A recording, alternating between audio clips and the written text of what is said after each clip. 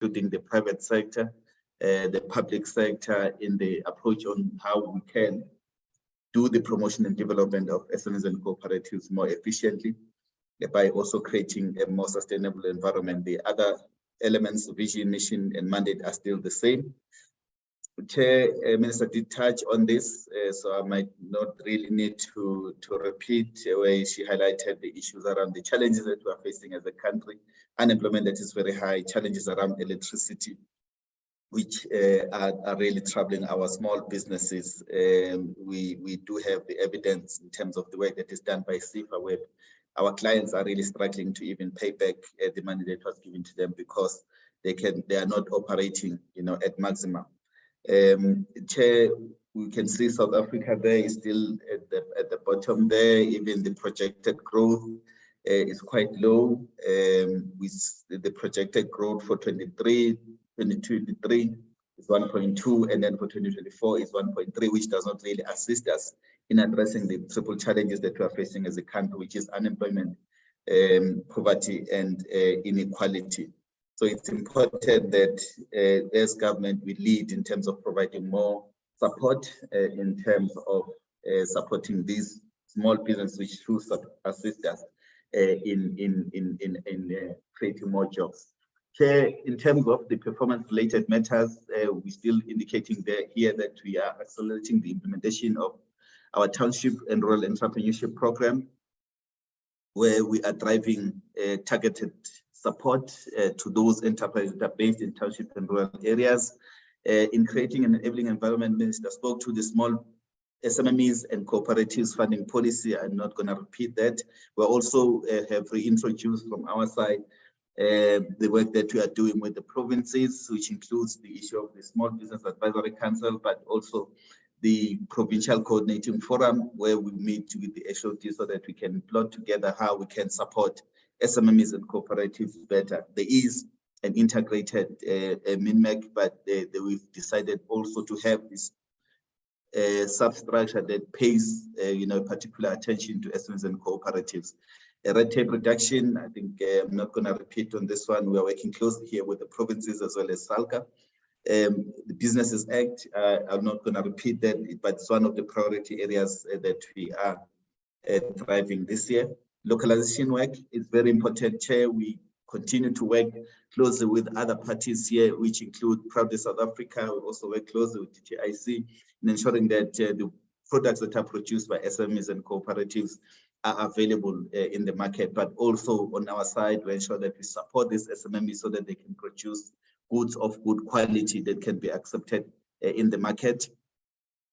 We also do work in terms of exposing some of the SMEs into international markets. Small Enterprise Manufacturing Program is a program that we are implementing through our Small Enterprise Finance Agency. We started this work with the DTIC, where they also invested some resources, but it's one of those popular programs which we really need to capacitate because we build capacity for our SMEs to produce locally. We also have a target that we are pushing, which is in the MTSF, where we need to report on competitive small business and cooperatives. These are SMEs and cooperatives that would assist us in addressing the issue of unemployment, the issue of economic growth, business infrastructure, where we trying to provide facilities for SMEs that are based in townships and rural areas. Chair, we're also doing the work around incubation centers and digital hubs, where we are pushing our entity, especially CEDA, to make sure that we do establish more incubators and digital hubs in townships and rural areas. We do also report in terms of persons with disabilities, women, youth, where we have specific targets. In fact, all our interventions, 40% of them must go to women-owned enterprises, 30% must go to youth, 7% must go to women, PPEPs, and with disabilities. Administration-related matters, I'm not going to repeat this. I think the Minister did cover this, that we are prioritizing the capacitation of the department, filling all the positions that have been given to us. We are in the process of finalizing the merger of the three entities as reported. Also on this one, Chair, Minister did touch on these game changers, which we are internalizing, but also ensuring that We do have a specific program that we are driving. We do have a capacity that we bring on board to ensure that we do have some sort of a PMO structure to assist us in driving this work.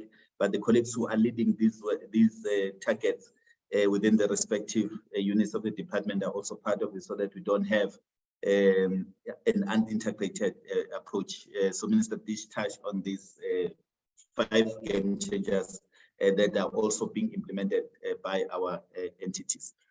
Chair, here is just a depiction of how we are aligned with the economic reconstruction and recovery plan. As a department, we have specific departmental outcomes, but we also even have departmental indicators that address the matters that have been raised in the ARRP, which is a program that is addressed by government. Some of the indicators, Chair, I won't touch on all of them, is the products that are produced by SMEs and cooperatives linked to the market, because it's important for us to assist our SMEs to have a market for their products.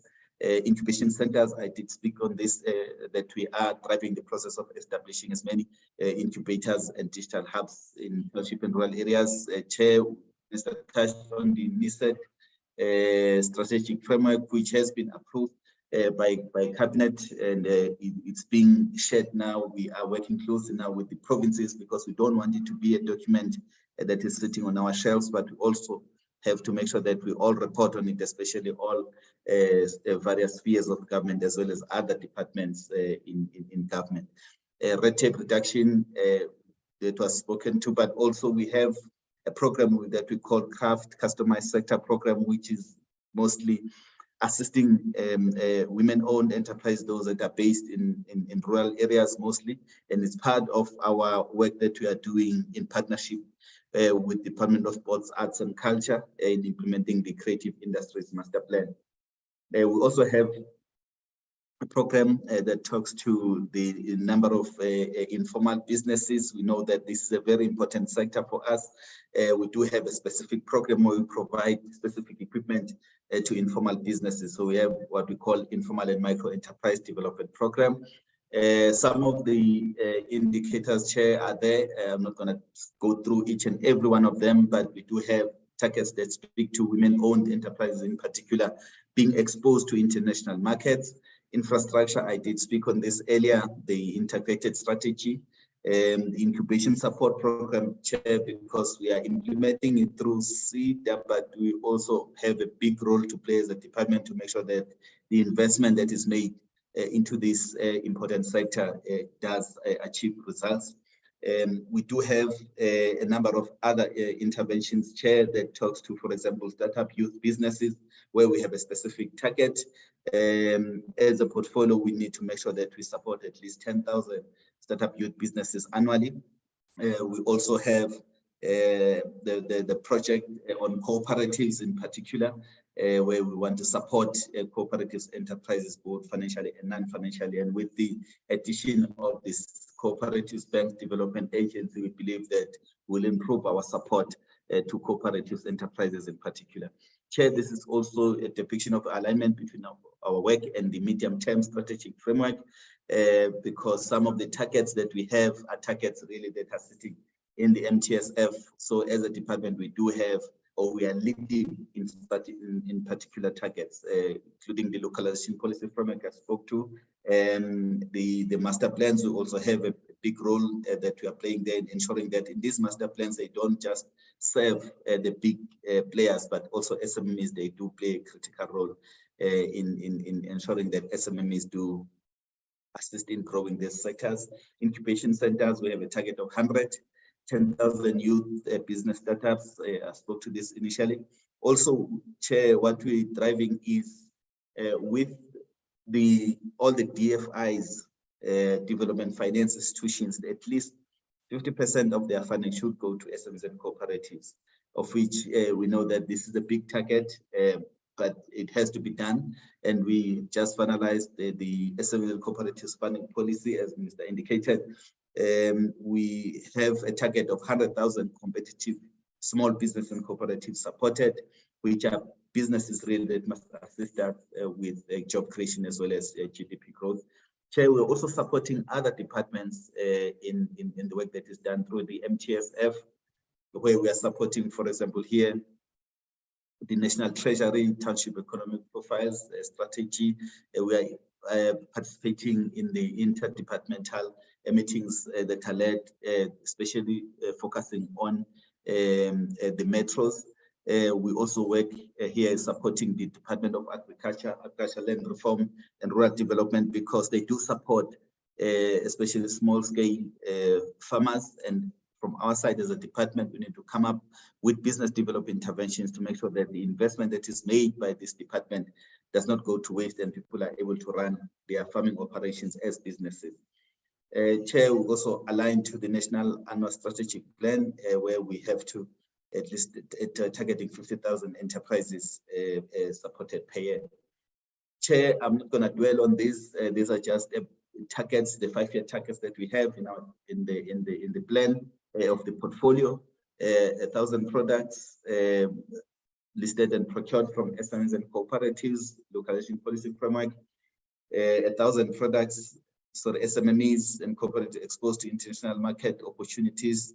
The NISET strategic framework approved and implementation monitored. Annual impact assessment, as I indicated here, we need to make sure that we do evaluate the work that is done through the incubators and digital hubs. SME support plan, where we are looking at how we can ensure that the work that we are doing is not just focused on the easy areas like the urban areas, because most of the time you find that most DFIs, they do fund businesses that are coming from Gauteng, for example, coming from Western Cape, and also those that are coming from, in KZN, it's mostly those that are coming from Durban. So with our SME support plan, we try and push ourselves so that we do have specific targets per particular district, so that we also serve those that are underserved. I spoke to the SME and cooperatives funding policy. I spoke to the other targets, 10,000 new startups that need to be delivered by every year, 100,000 competitive small businesses and cooperatives. And then on TREP, we also have a target of 100,000 businesses that must be supported by the end of the MTSF period. Implementation of the National Small Enterprise Act, where we aim to establish a small enterprise ombud service. This work is progressing, Chair. We are in the process of finalizing a legal opinion from the Chief Office of the Chief State Law Advisor, and then we'll be taking it through necessary cabinet processes and then taking it through to cabinet for finalization. Chair, we also aiming in terms of our governance, make sure that we get unqualified audit opinion. Also lead as a department responsible for supporting SME cooperatives, ensuring that we pay our valid creditors within 30 days. Also the SME cooperative database, because it's important that we know where are small businesses based and what exactly are they doing and how they are performing in each and every province, and also provide a platform for them to access business development support more conveniently. So we do have this target, Chair. We'll talk to the specific targets or annual targets under this database, and action plan on ease of doing business. So we work closely here with the TIC, National Treasury, and other departments in ensuring that there is improvement in terms of ease of doing business in various areas. Chair, then I'm going straight to departmental programs, where I'm not going to talk to each and every one of them, but I did speak to, for example, the unqualified audit outcome on both financial and non-financial performance, payment of creditors, which is important for us, also the budget expenditure. We were saying at least we must have less than 5% variance on annual target, so that the money that is given to us goes to the market. Less than 10% vacancy rate, because it doesn't help us if we have a structure. We do have funded positions, but we don't have a capacity. So we're pushing ourselves here because we have bigger targets, given that we have a new structure that has increased the number of positions in the department from 210, we're going to 357, but National Treasury has given us money annually. So we don't have, a budget for all 357. They give us money per year just to increase scope, but the ultimate number we'll have is 357. 50% want to make sure that we have either equal or more than 50% female in SMS positions, greater than 5% representation for persons with disabilities in the department. We're also increasing, Chair. You'll see that last year, 22-23, we had 70, but we're targeting 90 because we want to have these engagements which give us an opportunity to engage closely with the people who are supporting, but we're doing this through the district so that the municipalities are also able to support the businesses that are established in those particular areas, but they also have knowledge in terms of our programs. They can call on us if someone comes to them and needs support. SME database, I did speak to this, that it's the work that we are doing every year. We're trying to improve this database so that we have a platform that assists our SMMEs to access it, but also we're able to monitor the performance. So one of the areas that we've just finalized in this year that just finished now in March is the SME Business Index, which assists us to monitor the health of businesses over a period of time, because as government, we've been investing a lot of money on SMEs, but we are not able to go back and monitor whether these businesses that we invested in are growing. So SME Business Index will assist us to check, whether this business, we came in 2020, we invested so much money on this business through business development support or through equipment. It had employed 5 people, come 2025, it's employing 10. So we will be able to see, those trends. So we've just implemented this SME Business Index.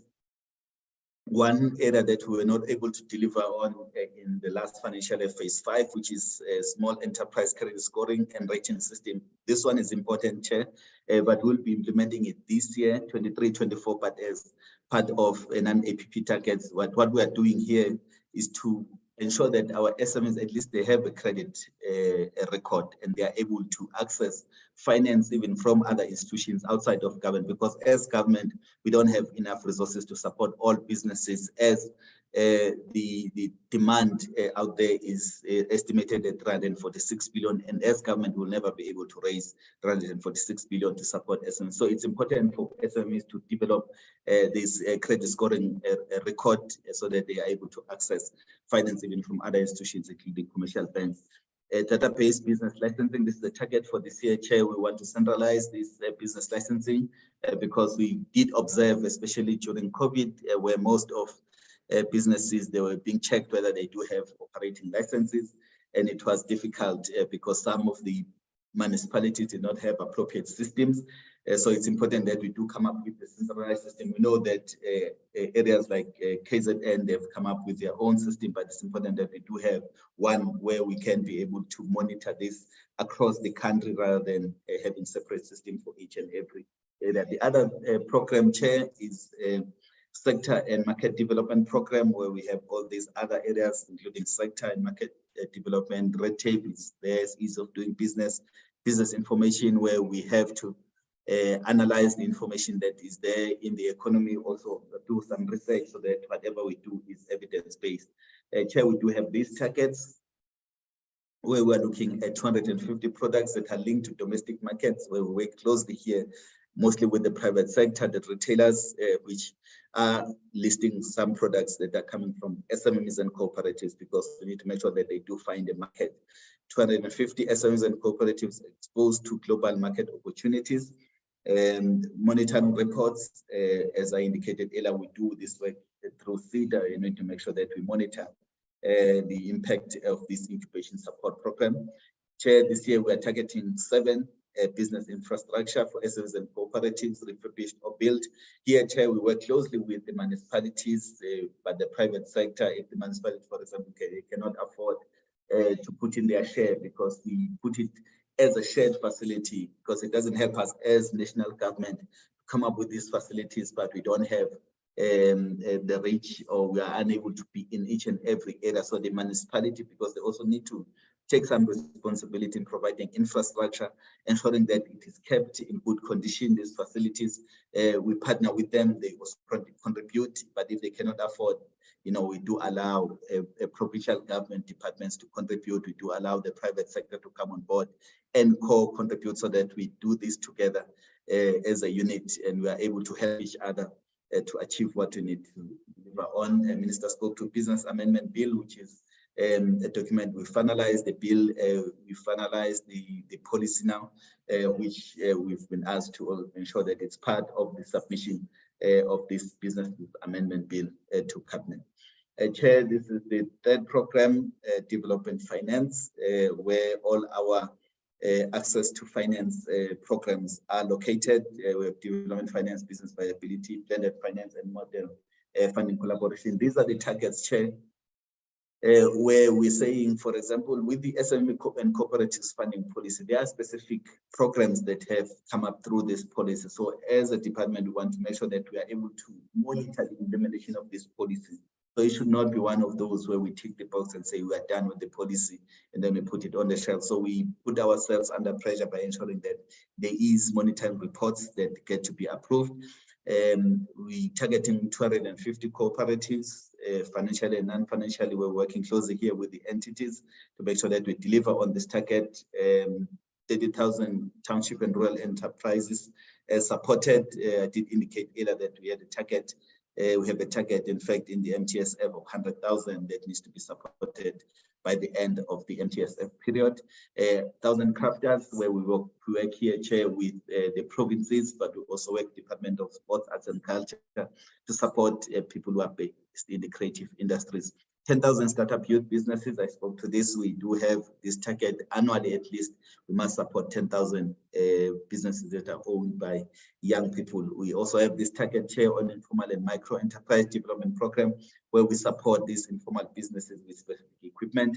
We have a target of 1,333 to be supported this year, 23-24. And then we have this target, Chair, in terms of the competitive businesses, where we're looking at having at least supported 50,000 competitive SMEs and cooperatives. Chair, Program 4, which is the last program in the department, we have our enterprise and supply development interventions located in this SME competitiveness, where we also work closely with municipalities around LED. We support in the ensuring that the LED strategies that they develop are strategies that can be implemented. So we also support them in participating in these investment summits, but also in the LED forums where they have established some. We are monitoring, Chair, this NISET strategic framework. We want to at least every quarter we need to have a report which tell us what we've done in implementing those specific programs that are outlined in the strategic framework. This year we're targeting 30 municipalities to roll out red tape reduction awareness. Chair, the other target related to red tape is regulatory reform implementation plan submitted to Minister. We have done an assessment, Chair, where we discovered that at least 29 pieces of legislation have an impact or negative impact on SMMEs.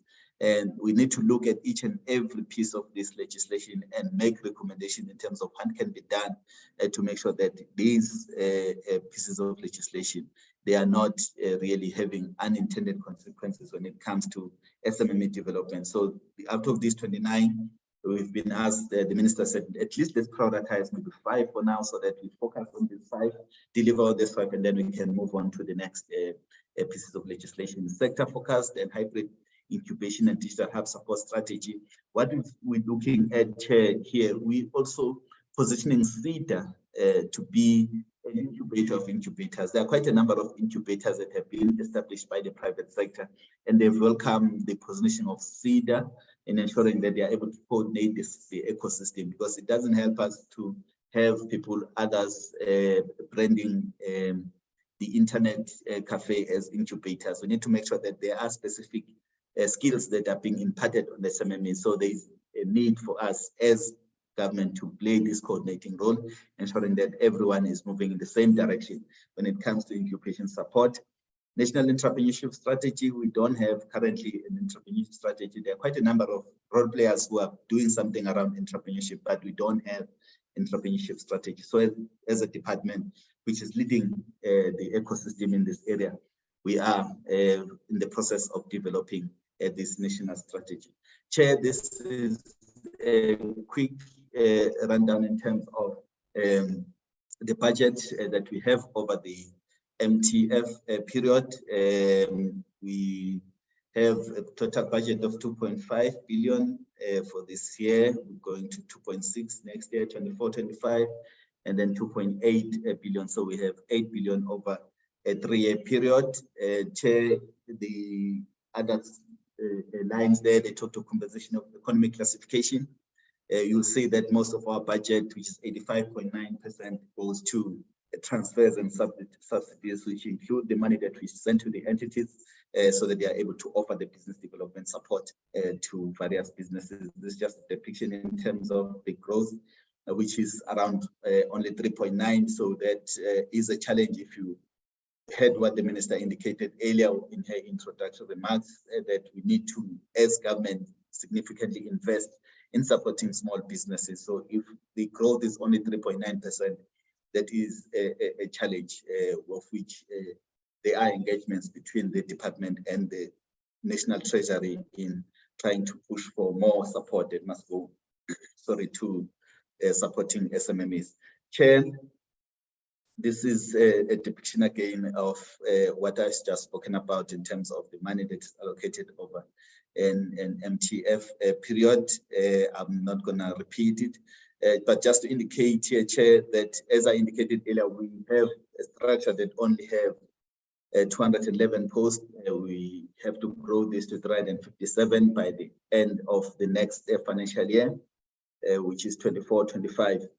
So the budget, as you can see, has grown by 12% over the 3-year period, because Treasury is just giving us enough money to fill in a certain number of positions. I think this year we have to fill in 43 positions, and then next year we also have to fill in other positions. So this year we're targeting to ensure that we come below 10% when it comes to the vacancy rate, and then next year, which is 24-25, we need to have the full complement of 357 positions filled. So it's quite a big ask because you have to be diligent as well when it comes to recruitment and make sure that you don't get the wrong people in the department.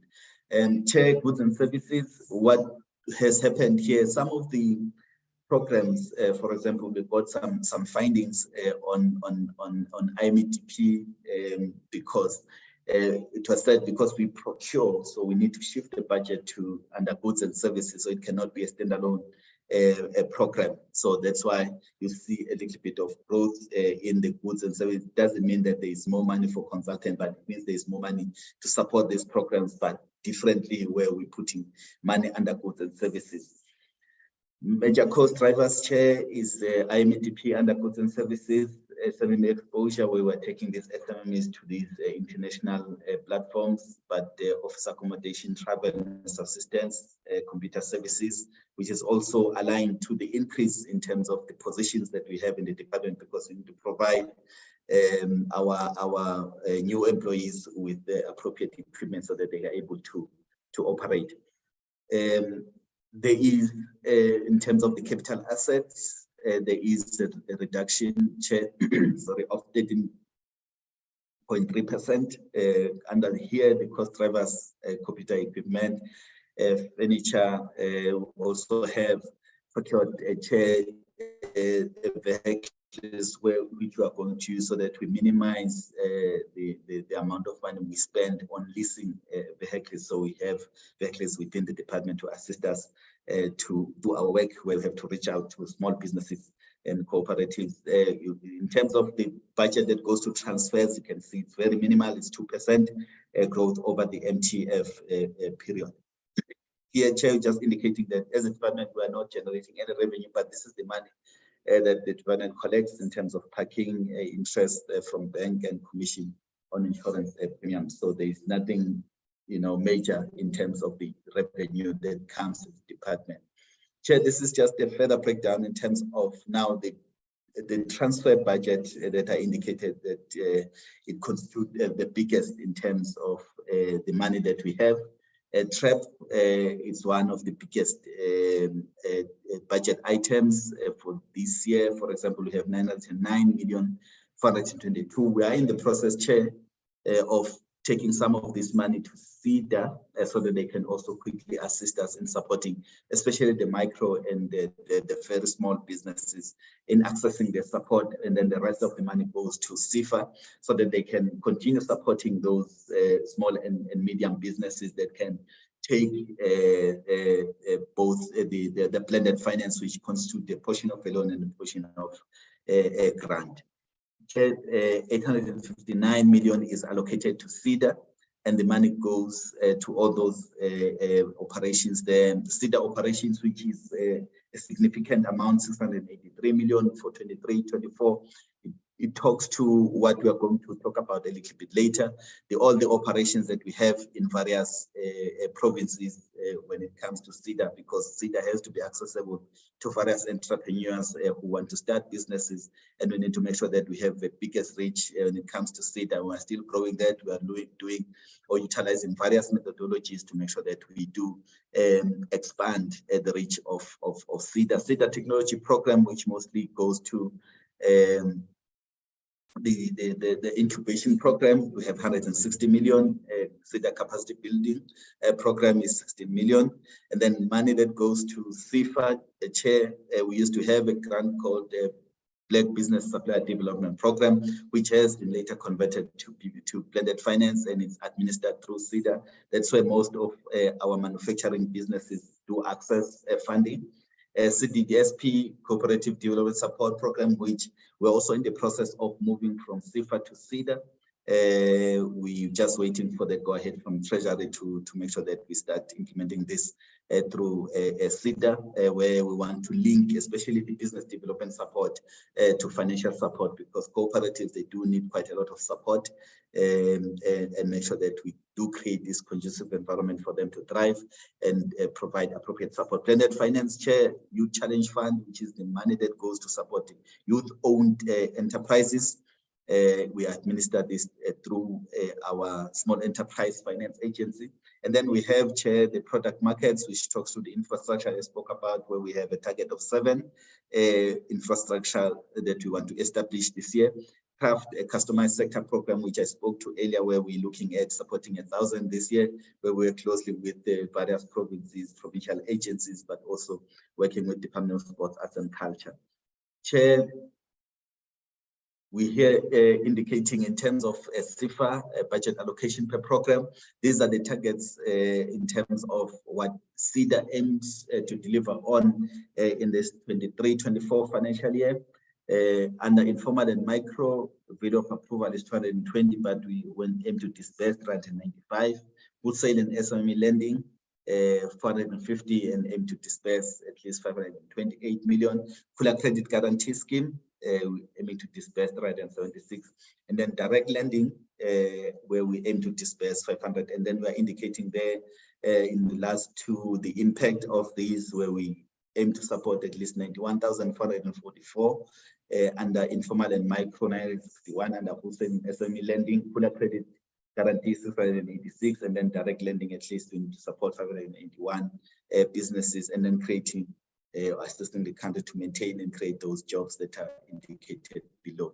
Chair, this is just a provincial breakdown in terms of the infrastructure project program that we are driving as a department. We're indicating where we have invested, and we hope to deliver on all these programs during this current financial year. We know that with the infrastructure projects, it takes a little bit longer.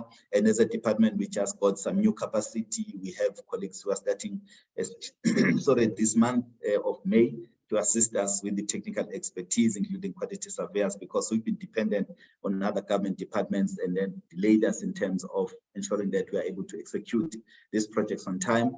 We do have support of Department of Public Works and Infrastructure, where they will advance and assist us in sending these particular experts to assist us. But now we are fully capacitated. We'll be able to drive these projects as a department internal. So we're just showing here, Chair, where the projects are. There are areas that we're prioritizing for this current financial year. We've started talking, for example, to the Limpopo province, so that we can get some additional infrastructure projects from these particular provinces. Chair, this is the targets that we have for this year, or the targeted areas where we have Eastern Cape there. We're listing the municipalities we are targeting. We also have Northern Cape. We're also listing all the municipalities we are targeting, because IMEDP, it works differently, as we also work closely with the municipalities. They assist us in identifying those legitimate informal businesses within their particular jurisdiction, and then we go in and support with providing this appropriate equipment. So we have this breakdown in terms of what we are targeting per province, but also per district. We do have a limited budget of 20 million, of which we believe that if this budget can be increased, we can do even more. Chair, this is a breakdown of the SEDA provincial network. I did indicate earlier that most of the money goes to operations at SEDA, because we have to maintain all these branches. We have 53 branches. We're also collocating with 13 with SAFA, but also we are collocating with other institutions, including NYDA, NEF, IDC in certain areas. We do have collocation with other partners, and also have mobile units where SEDA goes and visit particular areas on particular days. And then we do have access points, which is a new approach in terms of expanding this reach, because we know that we cannot be everywhere for now, but we need to work closely with the ecosystem players in those particular areas. So we have 75, and we are continuing with this work. We aim to have as many access points as possible. In fact, the minimum that we need to have, it should be aligned to all the municipalities that we have in the country. Chair, this is a further breakdown in terms of the targets now from SEDA per program and per province. I'm not going to go through all the numbers, but just to indicate here that we do have specific numbers per province to make sure that we spread the likely budget that we have across all provinces in the country. We don't get tempted to support those people who are able to come to us and approach us for support, but we're able to reach those marginalized rural provinces. So those are the numbers, Chair, where we showing a breakdown as I indicated earlier, Chair. What we're also looking at, as I indicated in my previous slides, that we're pushing to establish more incubators, mostly in rural and township areas. We know that in urban areas, it's easy, especially for the for private sector to set up. In fact, they have indicated to us that for them to go to township and rural areas, it's quite difficult because they don't even have infrastructure that can be put there. So as government, we must go ahead and establish infrastructure. They can come and partner with us once the infrastructure is established. So as a department, then we are leading and saying, let's target these rural provinces, make sure that we get as many new incubators and digital hubs in the rural areas. We have a target of ensuring that we operationalize this year, 23-24, 12 new incubators to Limpopo, Western Cape, and all these other provinces that are listed there. We do have a challenge though in terms of the budget, because the budget is not increasing as much as we would like to see it increasing, so that we're able to reach as many provinces as possible. So there will be a reduction in terms of the incubator or the funding for these incubators because of the limited budget that we have.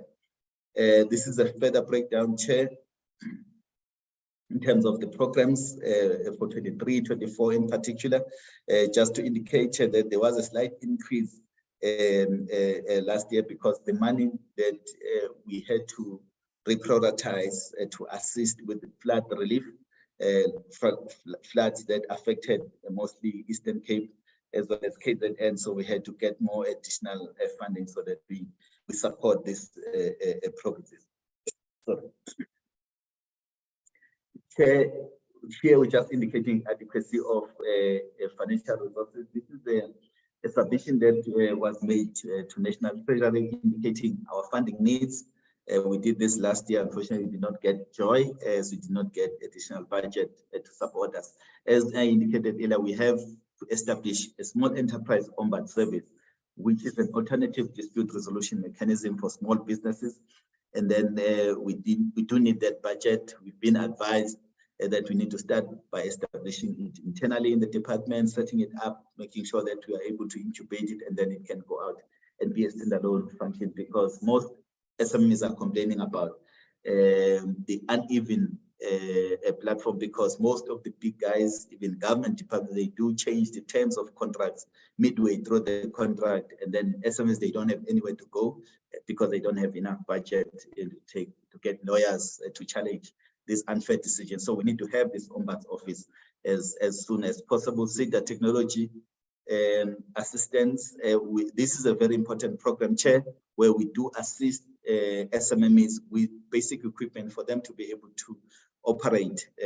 We do need 84 million, for example, to assist us this year, and then that's the budget over a 3-year period. Incubators, as I indicated earlier, most of the money that is going is just to sustain the existing incubators. So for us to be able to make sure that the existing incubators, they continue to grow, we need this additional money, which is 800 this year, 1 billion the other year, and then to assist us really to make a big difference. And then Minister spoke about the recapitalization of KCG, which is a very good program. On government, unfortunately, has not invested in this. The money that KCG is currently using is mostly money that comes from international donors who are seeing value in this program, but as government, we have not seen much value.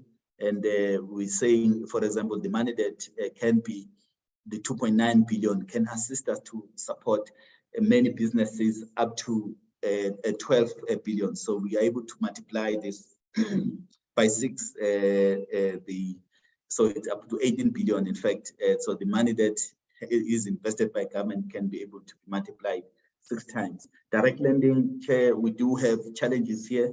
As I indicated, the current economic situation is really affecting businesses that are supported by CIFA.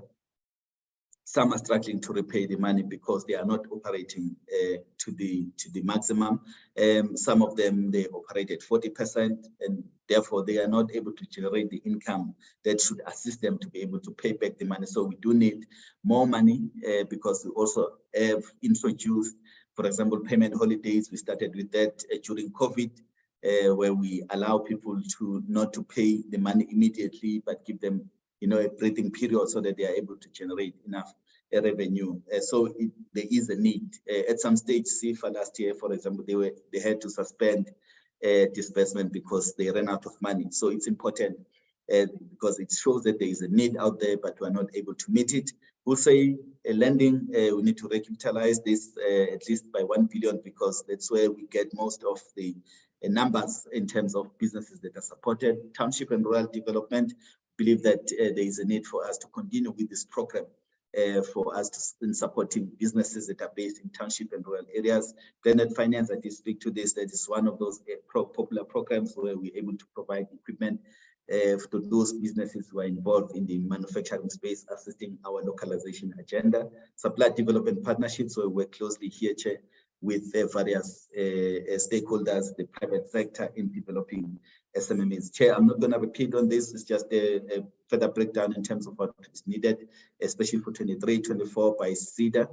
And we're showing here that the increase is 0.64% is far below even the inflation rate. So there is a need for us to get more money to support these businesses that are supported by SEDA. And here is just a further breakdown, Chair, in terms of the current financial year now. We're just breaking it down to 1 year, 23-24, that this is the money that is critical. We need this as for us to be able to grow our support.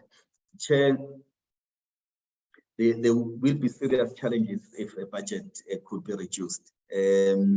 Targets will have to be scaled down, but also the businesses that are being supported, or we've raised expectations in terms of establishment of this department, the entities, but we are not able to fulfill those expectations if the money is further reduced. The structure might not be adequately resourced, which further curtail our expertise when it comes to supporting businesses, goods and services. To impact the operations of the department, because as a department we also need to be out there dealing and engaging with the stakeholders. We cannot sit in our offices and taking decisions without engaging with the stakeholders. So it's important for us to also have adequate budget to go out and engage with the private sector. Chair, this is just a depiction in terms of what SEDA could have done with additional budget. They had made a request in terms of what they could do for 23-24. So in this slide 71, just showing what they could have done with those specific targets. The budget is also there in the last slide.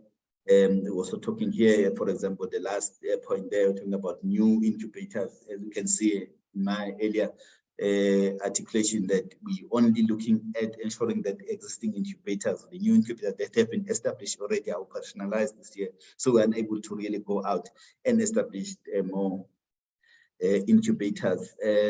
Chair, as I think I did speak briefly on the challenges that are faced by CIFA, because it makes it really difficult for CIFA to fulfill its mandate, looking at the budget that is required, but also the expectations around SMME supporting the country to grow its GDP, which is far low. Chair, this is just an indication as I spoke to what we are looking at, especially around TREP, where we're looking at how we can further break down the targets that we have per district, so that we cover all the districts rather than us covering those districts that have access to us or even our offices. So here we're just showing what we are doing in terms of allocating specific numbers per district. You see the average of, for example, 487, all these other numbers, they talk to particular districts, but also looking or aligning it to the population numbers in those various districts. So it's just a breakdown here, Chair, in terms of TREP and what we are doing together with the entities in coming up with specific targets, which add up to the 30,000 target that we have indicated in our APP. Chair, here it's a further indication of what we are doing around the district development model, where we work closely here with various provincial government departments. Western Cape, where we've signed a tripartite agreement together with the provincial department, but also with Garden Road District Municipality. Northern Cape had engagements with those municipalities there, but also with the private sector partners there. City of Tshwane, we've already started discussions there, and they are progressing quite well. Northwest and Gagamotiri Madema also have active engagements there with the district as well as COGTA. As a department chair, we've already added 18 DDM coordinators, because we want to make this a reality. It should not just be a DDM where we're thinking about it, but we don't see any tangible difference. So we have appointed 18 DDM coordinators who will be placed in these selected branches, but they should assist us in driving those targets that I spoke about. That at least we need to be intentional in each and every district and make sure that we come up with specific numbers. We've done some exercise with the 6 provinces that are listed there, ecosystem mapping exercise, because here we are trying to make sure that we bring all the ecosystem players in those particular areas. As a department, including the 2 entities, we don't have all the capacity to cover each and every province. So with the access point, but also we need to know who is doing what in a particular district, so that we can work closely with them in leading and coordinating as our mandate dictates. Chair, we're recommending that the Select Committee on Trade and Industry, Economic Development, Small Business Development, Tourism, Employment and Labor adopts these 2023 annual performance plans of the department as well as the 2 entities. Chair, I hope I've done some sort of justice in also saving your time. The CEOs are also here on the platform, Chair. They can also assist in addressing other matters I might have skipped. Thank you very much, Chair and other members, for the opportunity. Thank you very much, DJ, for the presentation. At this stage, we open the floor to members of the committee to ask questions, and then we'll get responses. After that, we'll ask the Deputy Minister just to greet members of the committee and make some few words, and then after we ask the Minister to make closing remarks. I see the hands, Honorable Dango, followed by Honorable Mang, Honorable Delont. DG, I will also request that on the chat there are questions from Honorable Matebula. I suspect she's also having connectivity problems. There are questions on the chat. If you can also write them down and also respond on them. Honorable Lund will be followed by Honorable Boshoff and then Honorable Mushodi. In that order, please. Thank you very much, Chairperson. Chairperson, the Minister mentioned a Grameen kind of program that's going to be introduced into South Africa. May I advise that you please, or the officers please engage with Mrs. Zanele Mbeki, who in fact started such a program some years ago and found that it was successful in the rural areas, but did not lend itself to the urban areas, as the culture in rural areas lended itself to a Grameen kind of program. Thank you, Chairperson.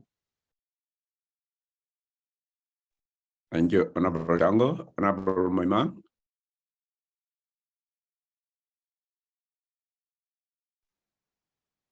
Thank you, Chair, for the opportunity. Let me also extend a word of greetings to honorable members, and a special word of greetings to the Minister and the Deputy Minister and their team. I'm also in the load shedding, Chair, so it affects everything that I have at Acacia Park. Just let me start by appreciating the presentation, and then start by the clarity on the work of the department, given the fact that the NDP had set its target in terms of the role of the department in creating 9 million jobs in the small, medium, and micro enterprises as part of its target. The question is, given the fact that we are almost there, but more than that, this is the last 12 months of this administration. What is it that could be done to ensure that that target is reached? If the target is not reached in the next coming 12 months, what is that could be done just to make sure that we take into account the role of the department in reducing the joblessness. The second point, Chair, that I want to raise relates to program 1, the administration. There is a matter of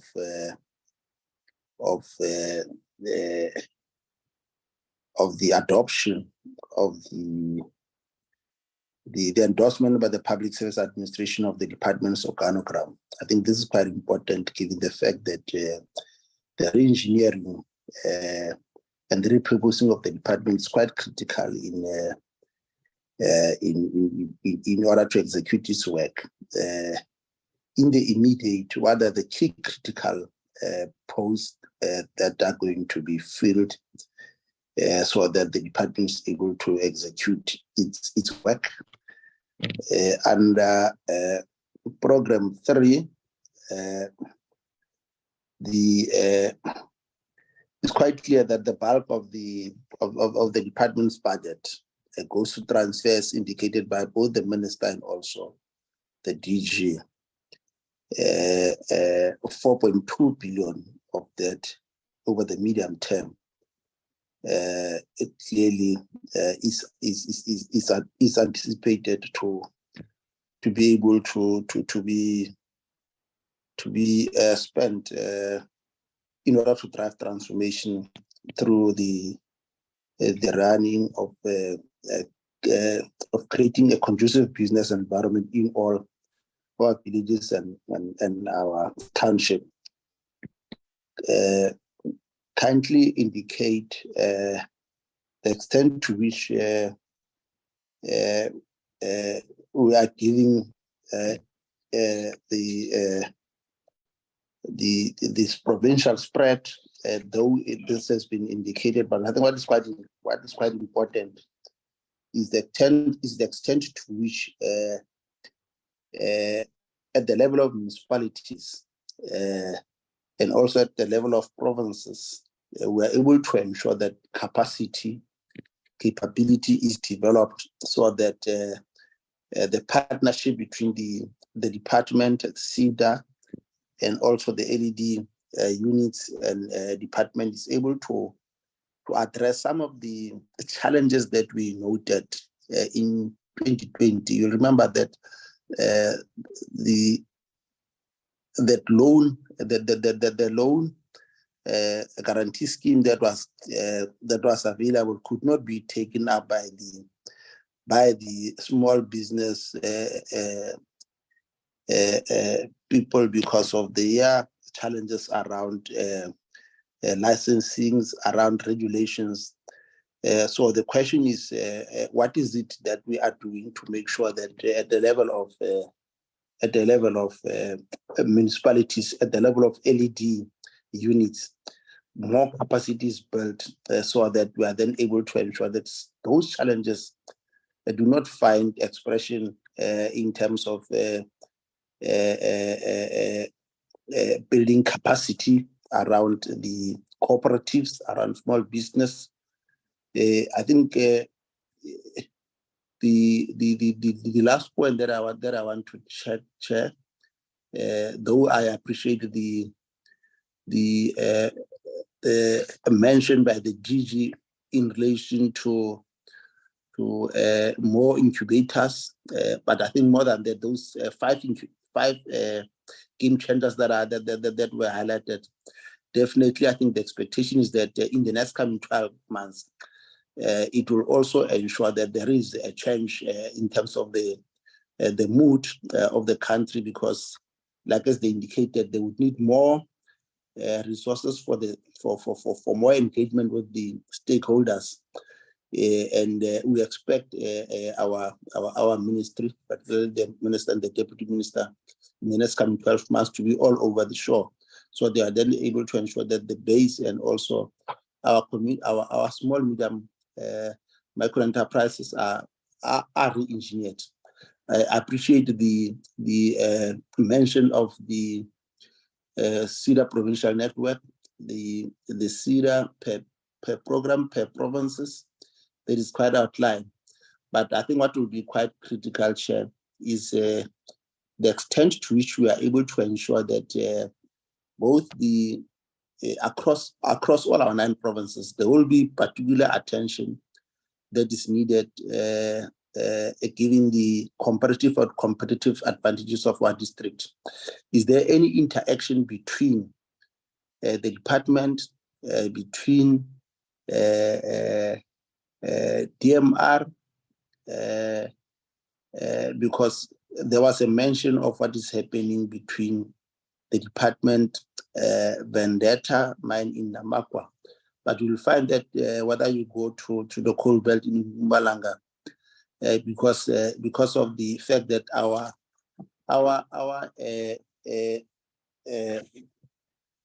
economy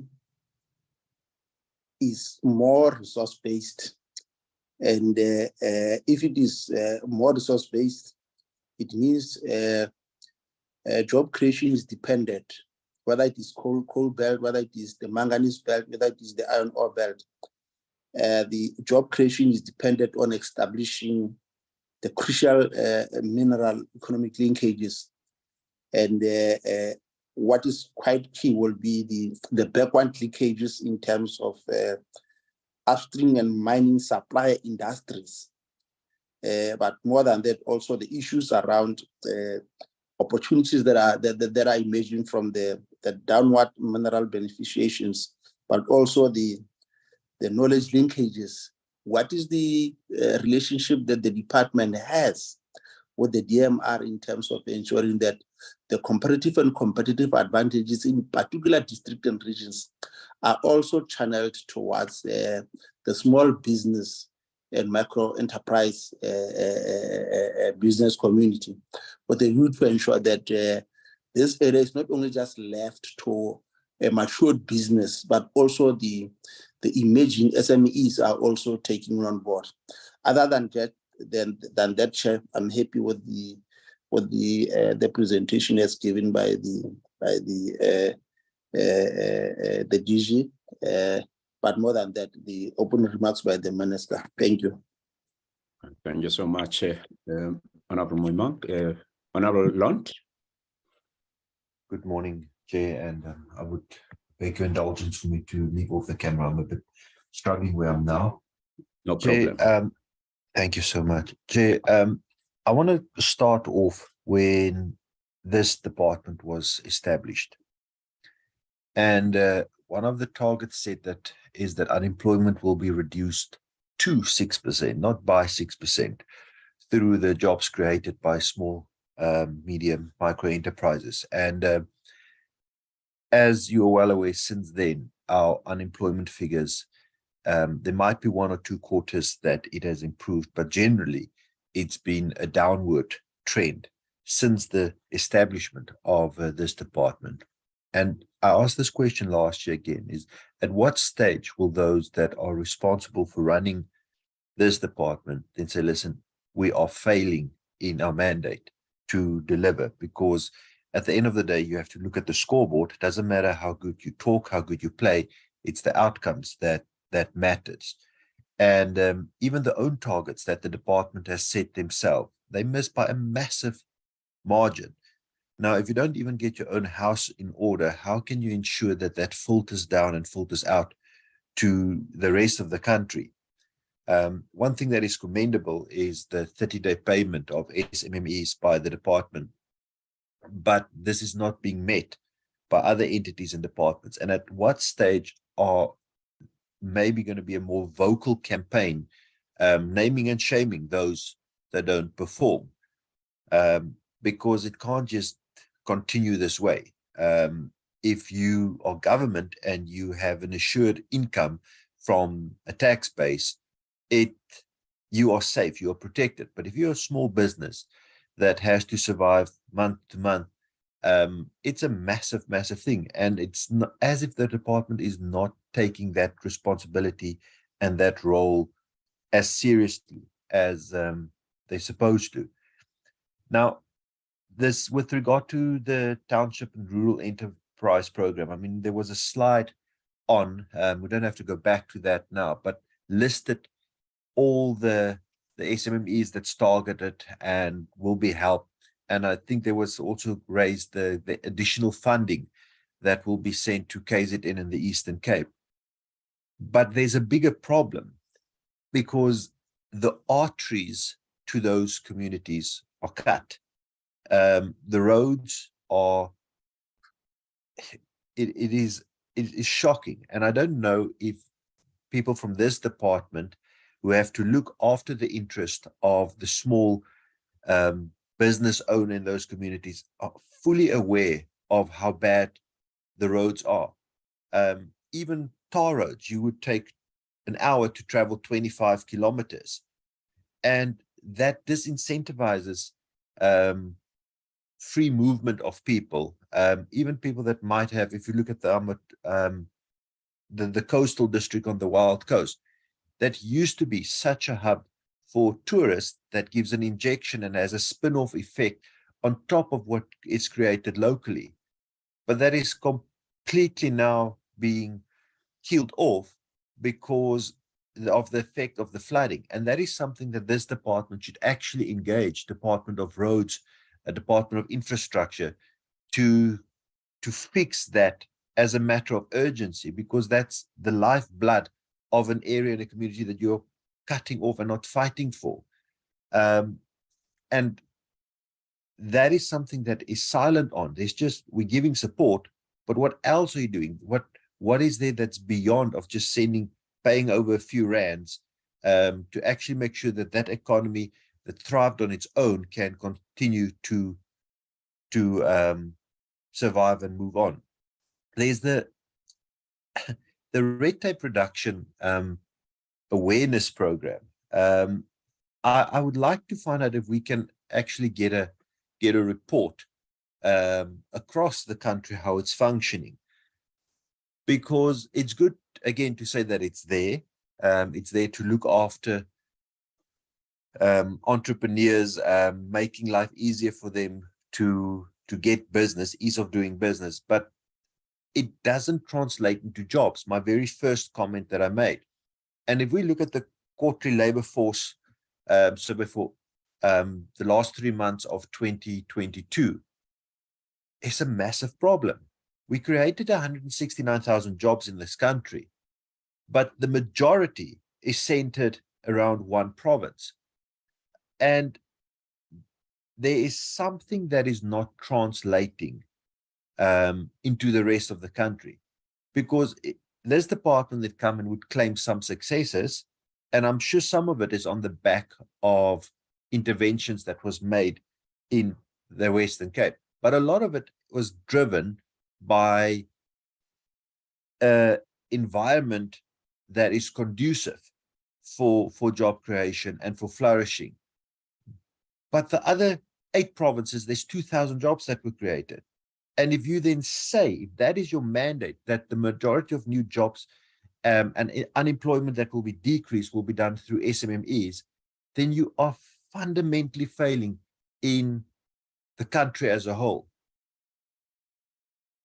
And at some stage, we need to say, the people that are running this department, taking ownership, when are you going to say, listen, mea culpa, I am failing in my job and I need to move on? There's also with legislation, it's worrying because legislation takes forever. It's as if we've gone on a downturn in how quickly legislation is processed. Now let me just quickly, it's tabled, I think, for the 3rd quarter now, 3rd or 4th quarter. Sorry, Chair, let me just find that note of mine. It's just slipped away here.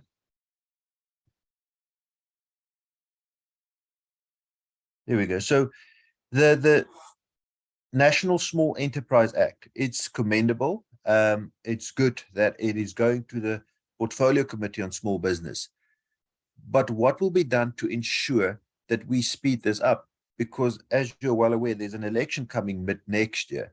And we don't want to get to a situation where an important piece of legislation like this then has to be brought back because we couldn't get it through all the processes. So I would like some comments on that as well, to ensure that we do not drop the ball on that, and it has to be brought back.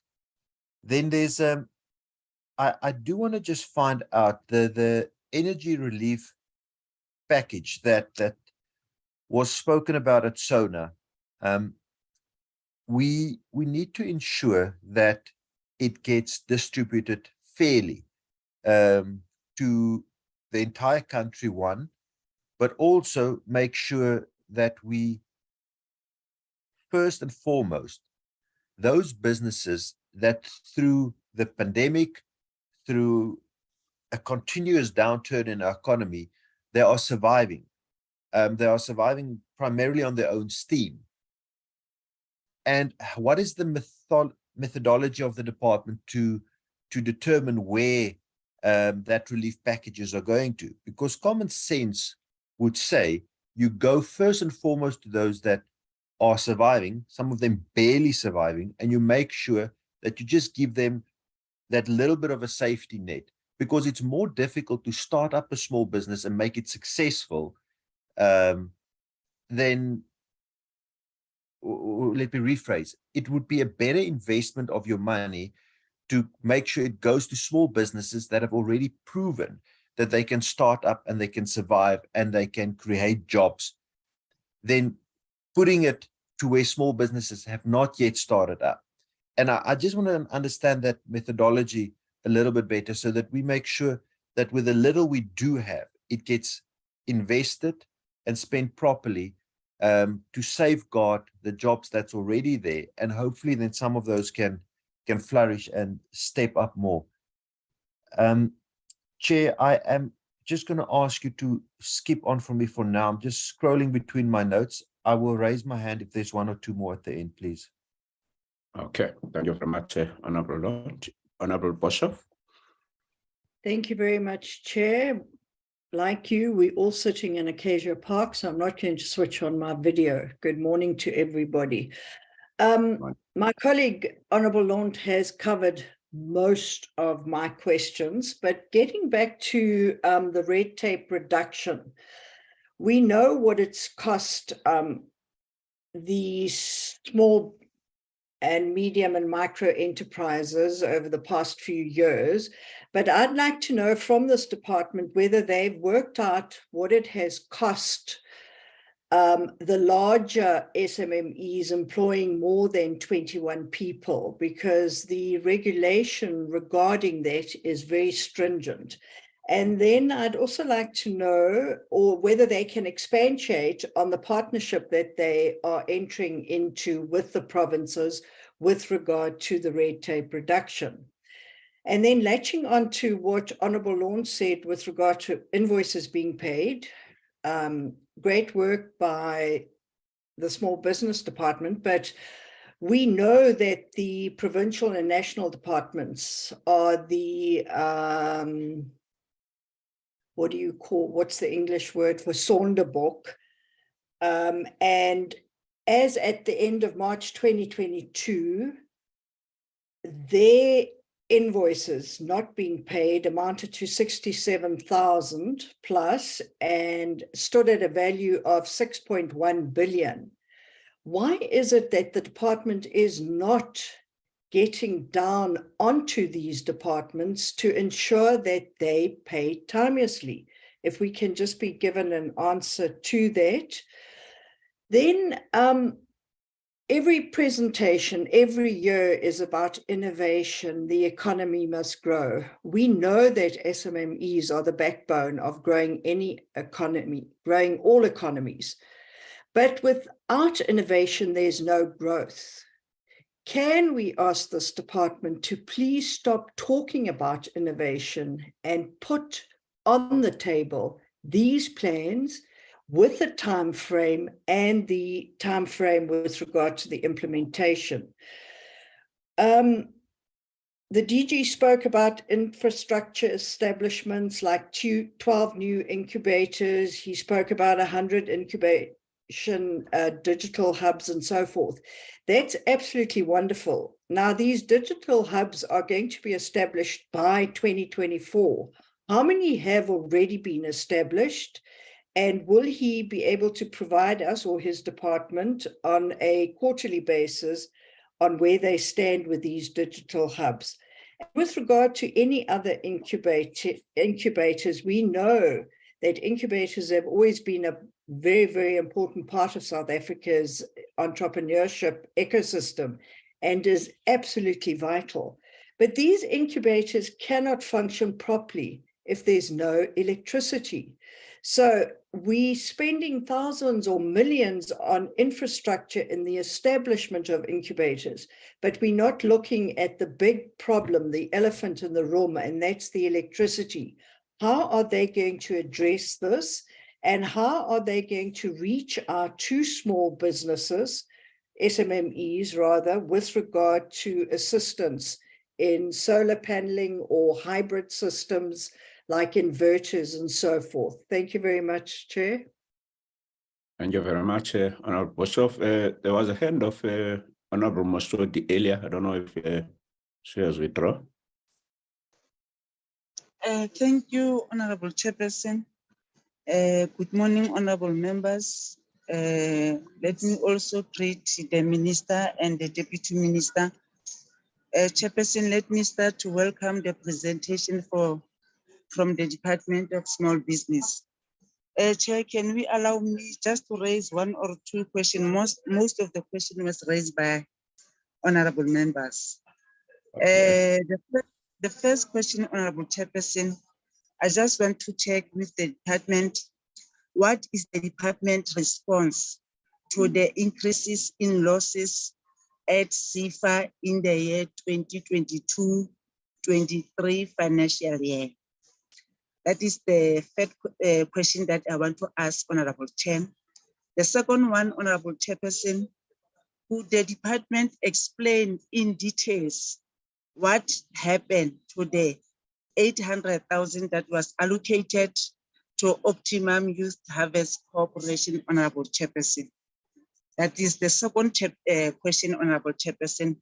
The third one on my side, Honorable Chairperson, what is the department doing about CFA failing to inform the beneficiaries of the Pula Credit Guarantee Scheme SPASA facility of the 700,000 grant that was supposed to have reached the intended beneficiaries on March 2022, Honorable Chairperson? That is the third question, Chairperson. The last one, Honorable Chairperson, is if the department has introduced the innovative game changer program. Can the department explain on how it is practically planning to implement this program, giving all the other programs and priorities of the department, Honorable Chairperson? For now, Honorable Chairperson, I've got only these four questions. I think maybe I'll come back again if we have enough time, Honorable Chairperson. Thank you for giving me opportunity to ask this question, Honorable Chairperson. Thank you. Thank you so much. Is that a follow-up question, Honorable Muima? Yes, Chair. Okay. Just two from two additional points that I thought I should have raised. The first one, Chair, relates to what are the measures that that the department is putting in place to tackle a lack of data about the number of SMMEs, including also the spaza shops, because this affects planning. Chair, this is important, as in the past, in the rural communities and also peri-urban areas, they've highlighted that there is a lack of impact of the programs and products designed to support the SMMEs in those areas. They cite also that there is insufficient communication about the available funding to them. So I think this is quite an area that I thought I must raise. The second one, Chair, relates to giving the emphasis on social compact and the role that it can play in terms of turning our economies around. Is there any engagement with the development partners to tackle regional finance gaps in order to support the SMMEs and cooperatives located in provinces and regions that are lagging behind in terms of the economic development? This is important because also the last two slides that the DG raised, he projected the areas where they need intervention, what SIDA could do if they had additional funding. So it's more about social partners under social compacting to be able to close some of those gaps in terms of finance. Thank you, Chair. Thank you so much, Honorable Mima. I don't know if Honorable Lund want to go for another round. Thank you, Chair. The last one was actually, you will see now in my comment why I left it, but let me say that since you give me the opportunity. The merger that as now the deadline passed and set again, I think, for the end of this year. There's something that just nags in the back of my mind, that more and more problems, and I think some of my colleagues now raised it, appears to crop up with performance specifically from CIFA, but it appears like there's kind of a territorial game being played and fighting against this merger internally that's not being said. And I actually want to know if that is the case, that a lot of the progress in getting the merger done, that we've already missed the first deadline, is self-inflicted with individuals that's within those entities not giving their full cooperation or stalling. And then whether that is true, that perception that is now, or that thoughts is being crept in, and what is being done from the department side to then make sure that that's streamlined and we won't move the goalpost again going forward. Thank you, Chair. Much. Honorable Bishop, I guess that's a follow-up question. It's not a follow-up. It's a question that I would just like to ask from the DG, whether he has people working remotely, and if that is the case, could he provide us with the costs of what it is for the department to provide these people working at home with the necessary tools of trade? Thank you. Thank you so much. There were quite a lot of questions. Maybe I should just add, firstly, I would like to appreciate the fact that the department is reporting on what is happening in the provinces per programs, both of the department and also of the entities. Last week we met with the Department of Transport. We raised concern that it looks like the priority corridors were Gauteng, Western Cape, and KwaZulu-Natal.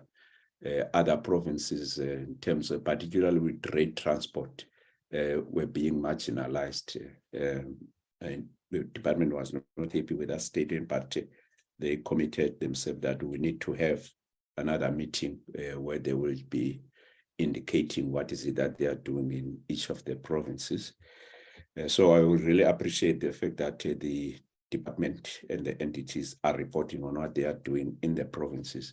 But linked to that, there's this issue that Honorable Moimang raised about the LED units. We once raised it, DG, if you remember. We of the views that some of the LED units in municipality are weak. So it is worrisome, therefore, that in terms of the work of the SEDA, they tend also to rely, in terms of co-location, to rely on the LED units, because they, as the DG was saying, they can be all over. So they rely, therefore, on the municipalities, and municipalities have LED units.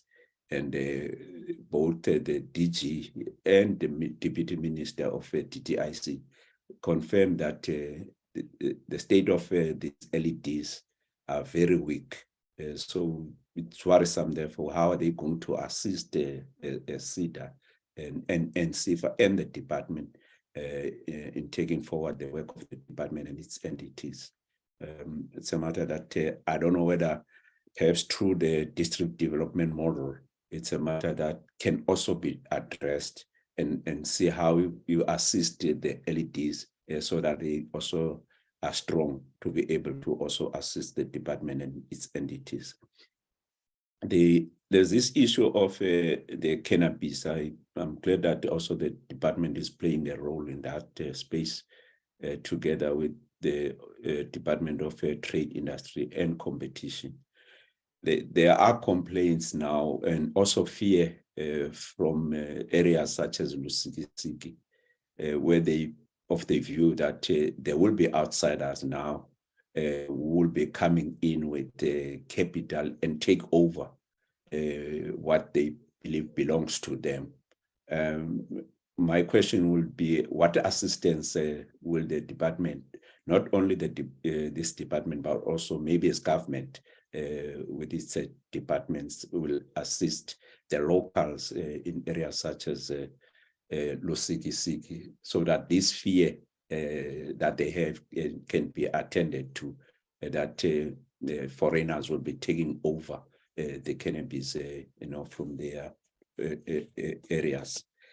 I think the issue of the game changers has been addressed by Honorable Moshodi as to how are these going to be linked to the programs of the department and the entities, and therefore how will the performance management and accountability be done. I think the issue that is raised by Honorable Lund with regard to the bill, I'm also a bit worried about. I once had I don't sit in the program committee of the NCOP. Honorable Dango sits in that committee. The last one, the issue of the bills was discussed, taking into account the general elections next year. And I think the deadline of, in that meeting, the deadline of September was set, that there will be no more bills that will be taken after the September. Because the fear is that if these bills go to the National Assembly, they will have the public hearings. It could take a month before that process is completed. By the time these bills comes to the NCOP, perhaps it will be the end of the term. And then it means, therefore, in the seventh administration or seventh parliament, the whole process must be started after. That is a concern that we're having.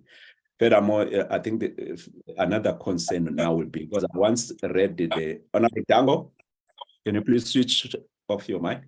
Sorry. Yeah, I think linked to this issue of the bill, because I think one of the bills responsible for this process of merger, if I'm not mistaken. And I once read one of the entities' document that there's a concern among the staff, or fear among the staff of not knowing what their future will be like if there's a merger, and that is therefore affecting the performance. This is what I read, I think, from CIFA document. It causes some confusion, and also now there's a lack of commitment. There's a fear among the employees. My worry is that if we were to fast track the issue of the passing the bills, perhaps it would also address so that people in the employees would know what their future will be like. DG, you also spoke about the master plans for the department, the National Integrated Small Business Master Plan. I know that the Department of Trade, Industry and Competition has lots of master plans in various sectors. I was wondering, how do you cooperate with those master plans of the DTIC, particularly for the benefit of small business development? On the issue of small businesses and cooperatives, I was just wondering, because I also saw that in the document of CIFA, they will talk about funding of small businesses and cooperatives.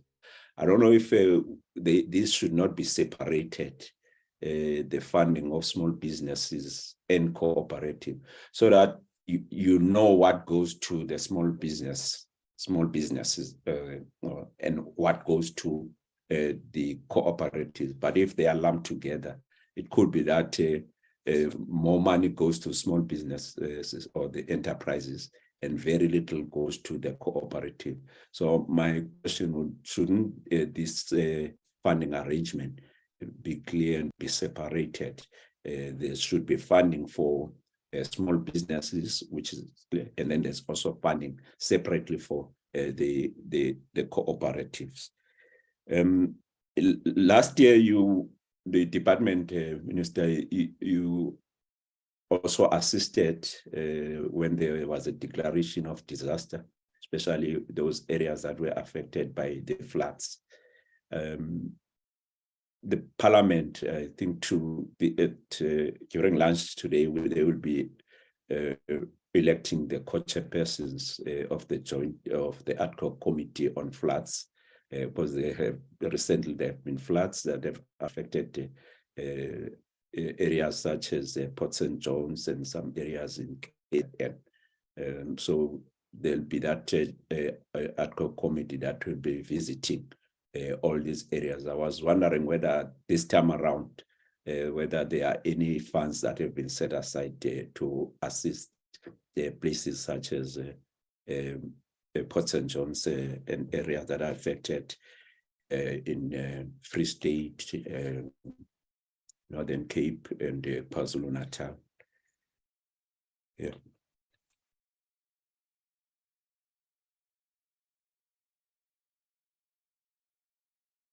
Yeah, those are the questions. But generally, I wanted to find out if, as a department, you do meet with these national business associations such as BUSA, NAFCOC, because from time to, I don't know whether NAFCOC still exists, but there used to be one guy who was in the province who used to complain about lack of assistance from the department. My question would be, do you also meet with the stakeholders that are involved in the business space? Thank you very much. You will decide, the DG, if your team also can assist you from the department and the entities. And then, as I indicated, we'll have a word from the Deputy Minister, and the Minister will respond to some of a policy-related question and also make a closing remarks. So, as I indicated earlier, DG, I'm sure you have noted the question from Honorable Mathebula. You also addressed those questions that are on the chat. Thank you so much.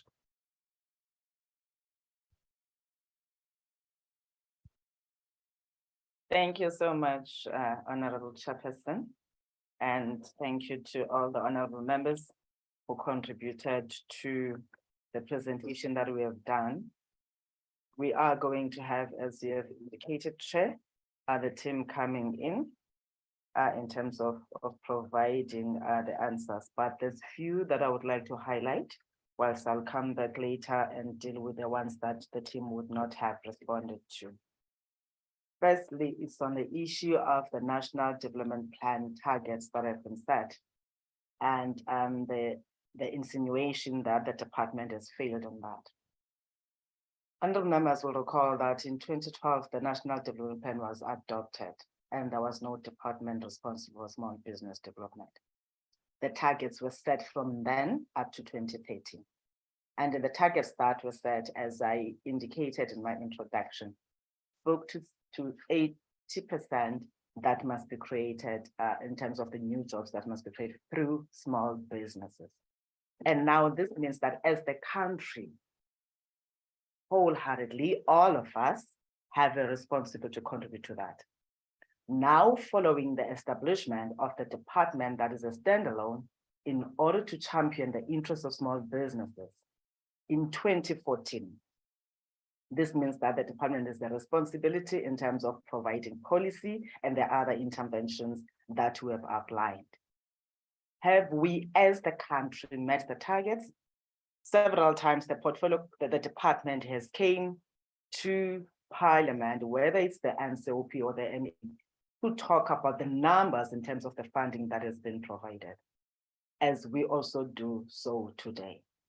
Now, honorable members, if you look at the amount that both government, that it allocates to small businesses, development, and that Parliament on its own, as the appropriating authority, passes in terms of the budget is nowhere closer to what can be achieved. This is why, again, in my introductory remarks, I made reference to the fact that there is an indication through the World Bank studies that about 350 billion to 500 billion is an SMME credit gap. Now already that tells you that a country that is lagging behind like that can never meet the targets that we're talking about.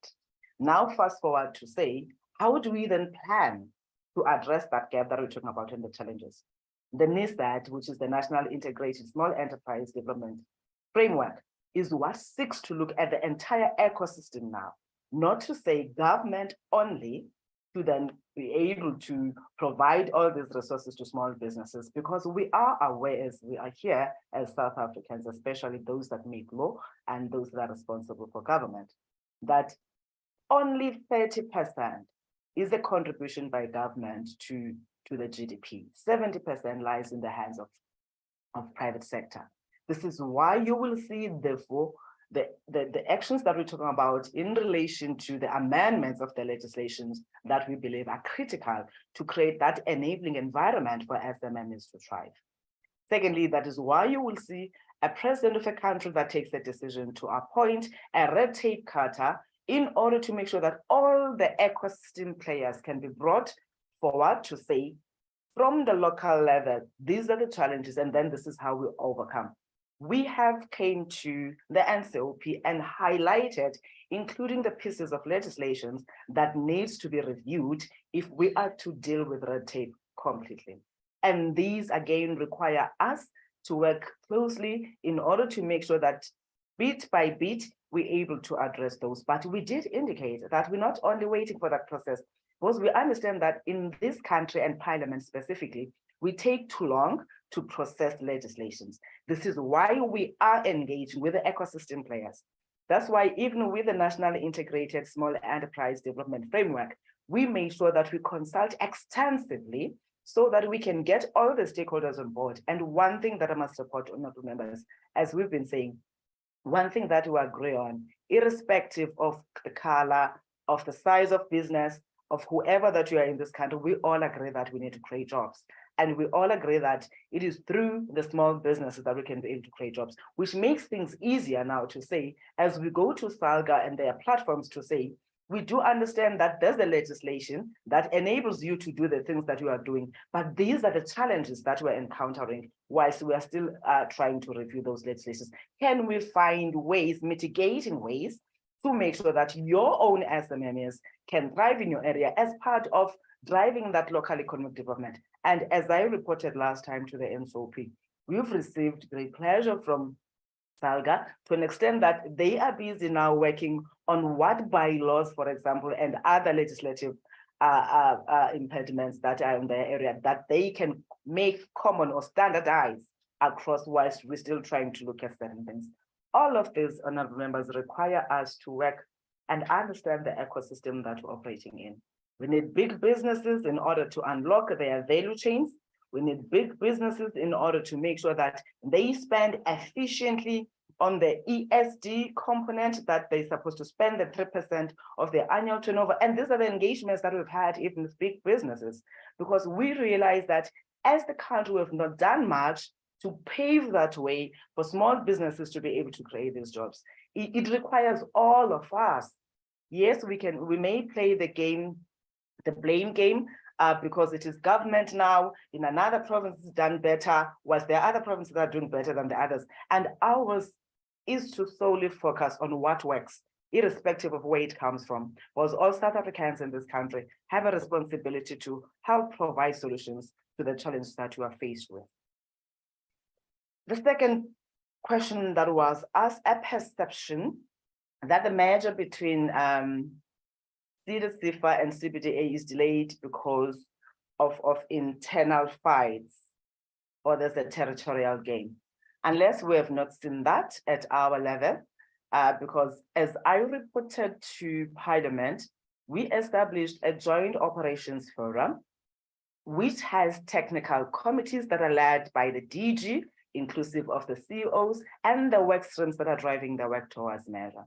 As we had reported, the only thing that is delaying us towards the merger is the processing of the legislation that we need to establish so that we can create this new agency. SEDA had a different scheduling with a particular mandate, same applies to CIFA, and therefore automatically that tells you that there's a need for us to review the legislations in order to empower the acquiring company and SEDA in this case to be able to perform the mandate that is added to its responsibility. And yes, honorable members, we came to Parliament some years back, 2020, I believe DG will correct, when we said the merger was going to be done last year. But what we had not done, and what also collectively we may have missed with Parliament, was the need to establish a legislation that does that.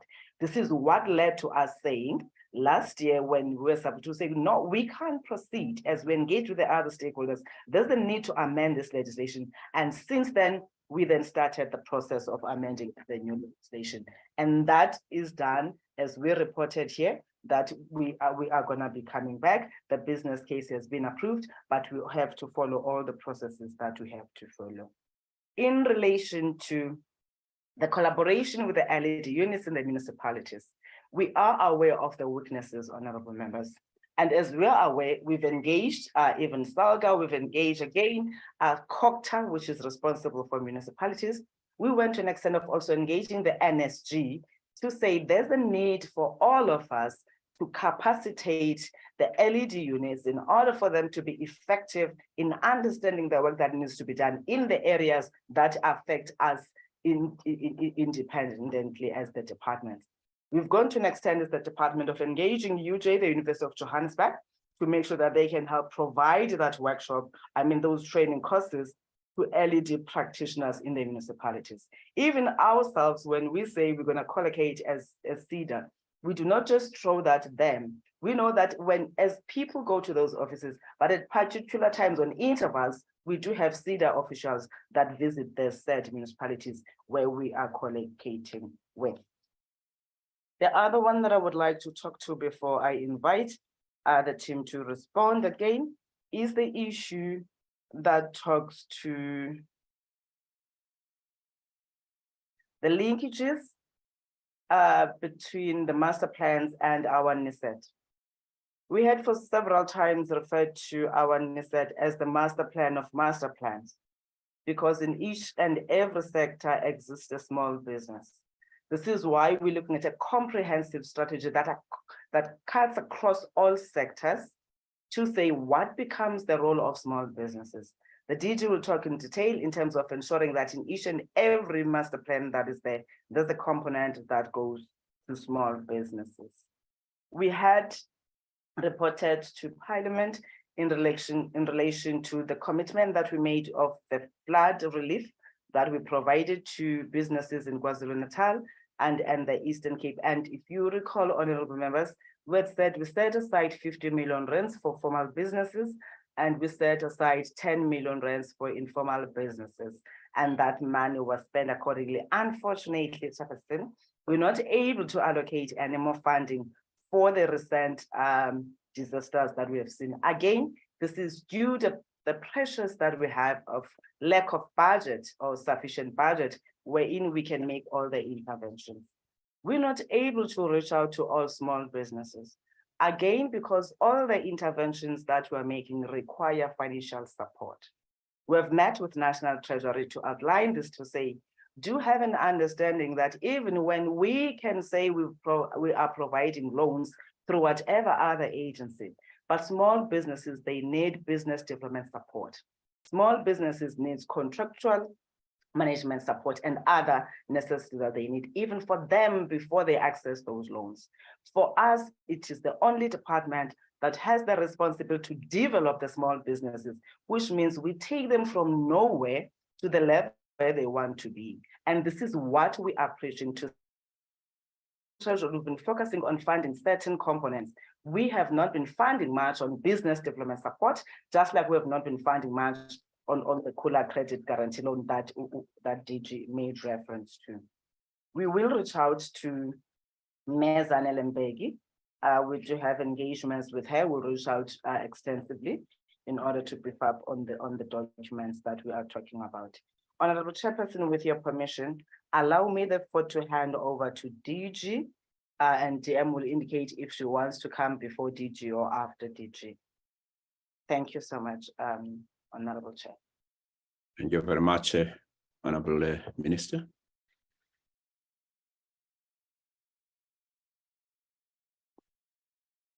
DM, want to come now or later?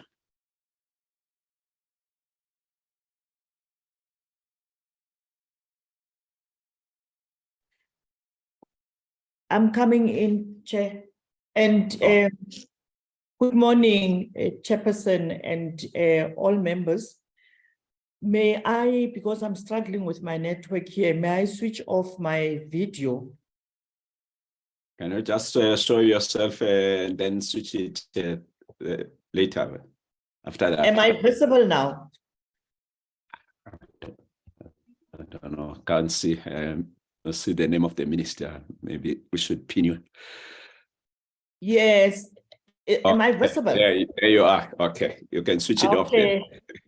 No, I'm not a robot, a Chairperson. Thank you very much. And thanks to the minister for the presentation. I mean, for her input earlier on, but also for the DG and team for the presentation. I just want to indicate, Chair, that I am in full support of the minister's inputs, but just to add a few areas. I think one of the key things that the minister is and the ministry is fully engaged on is issues related to dealing with red tape, like she indicated, but also dealing with the bureaucratic channels between SEDA, CFI, and the Cooperatives Bank. And that is why we are in full support of the minister's approach to making it possible that we can fast track the creation of this new entity without necessarily overlooking and as well as violating the legal prescripts that governs the three entities. So it is important that we, especially we appeal to the legislature, the NCOP, as well as the portfolio committee in the NA to support the minister in this particular process. Chairperson, we all know that COVID and load shedding adversely affected the small business industry. And you would know, including the fact that the minister have given an indication that the department was established in 2014, whilst the NDP preceded it by being launched in 2012. But I need to also indicate here that already in the NDP, there was a focus and a belief and emphasis that it is the small business environment that can actually create the jobs as anticipated by the NDP, but also to deal a blow to the low growth in the economy. So I would believe that working together with the different role players, it will be possible for us to be able to fast track and deal with the challenges that is being faced by the more than 35% of our people being unemployed, as well as if you look at the 50% of those affected being the young people of this country. And especially in our communities, you'd find that most of the young people that are adversely affected by the challenges of unemployment are those young people who've got qualifications. And that is why working together with the municipalities and provinces, the ministry is ensuring that we could be able to create an environment where enterprise development, but also entrepreneurial education is accelerated. We are also conscious of the fact that load shedding adversely affects the small business, and that is why the ministry is involved in this intervention to create assistance for the small business with regard to energy products. But also, Chair and members, you would be aware that the increase in petroleum products also adversely affects the small business because some of them have to travel long distances to go where they can be able to procure their stock. But also equally, some of them have to travel to deliver to some of their customers. So it is important that we consider the impact of this on small businesses.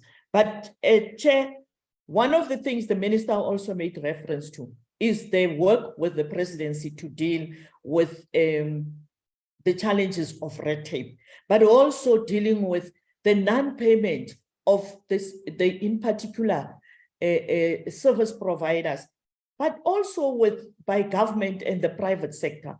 The 30 days payment, it would be important for us to develop a strategy also to make sure that the departments in particular and state-owned entities accelerate the payment to small businesses. The minister is still to engage with the Department of, not the department, with National Treasury to make it possible that we can address this particular issue so that in their engagements with the relevant departments, they can be able to give us a solution. Chairperson, I would believe that the DG and team would answer some of the questions, and the minister, like she indicated, will give you her final input. And Chairperson, we're looking forward to working together with you and the select committee to be able to improve the environment as well as the total value chain for our small business, for them to actually respond to increasing the economic growth, but in particular to deal a blow to unemployment and eradicating poverty, but also minimizing the inequalities in our society. Thank you, Chair. Thank you so much, Honorable DM. DG and the team. Thank you, Chair. Maybe let me request Sida to go first, especially on the issue of the infrastructure, the incubators, as well as the specific questions that were asked by Honorable Moimang regarding the partnership, because we do have partnerships with some of the mining companies when it comes to enterprise and supplier development. Let me request Sida to start. I'll come in for other questions. Thanks.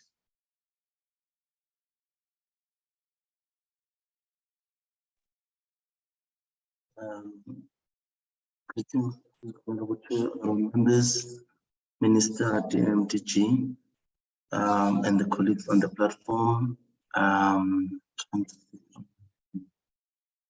Video. I'm not sure if I'm visible.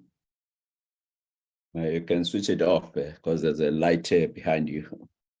Oh, okay. Thanks, Chair.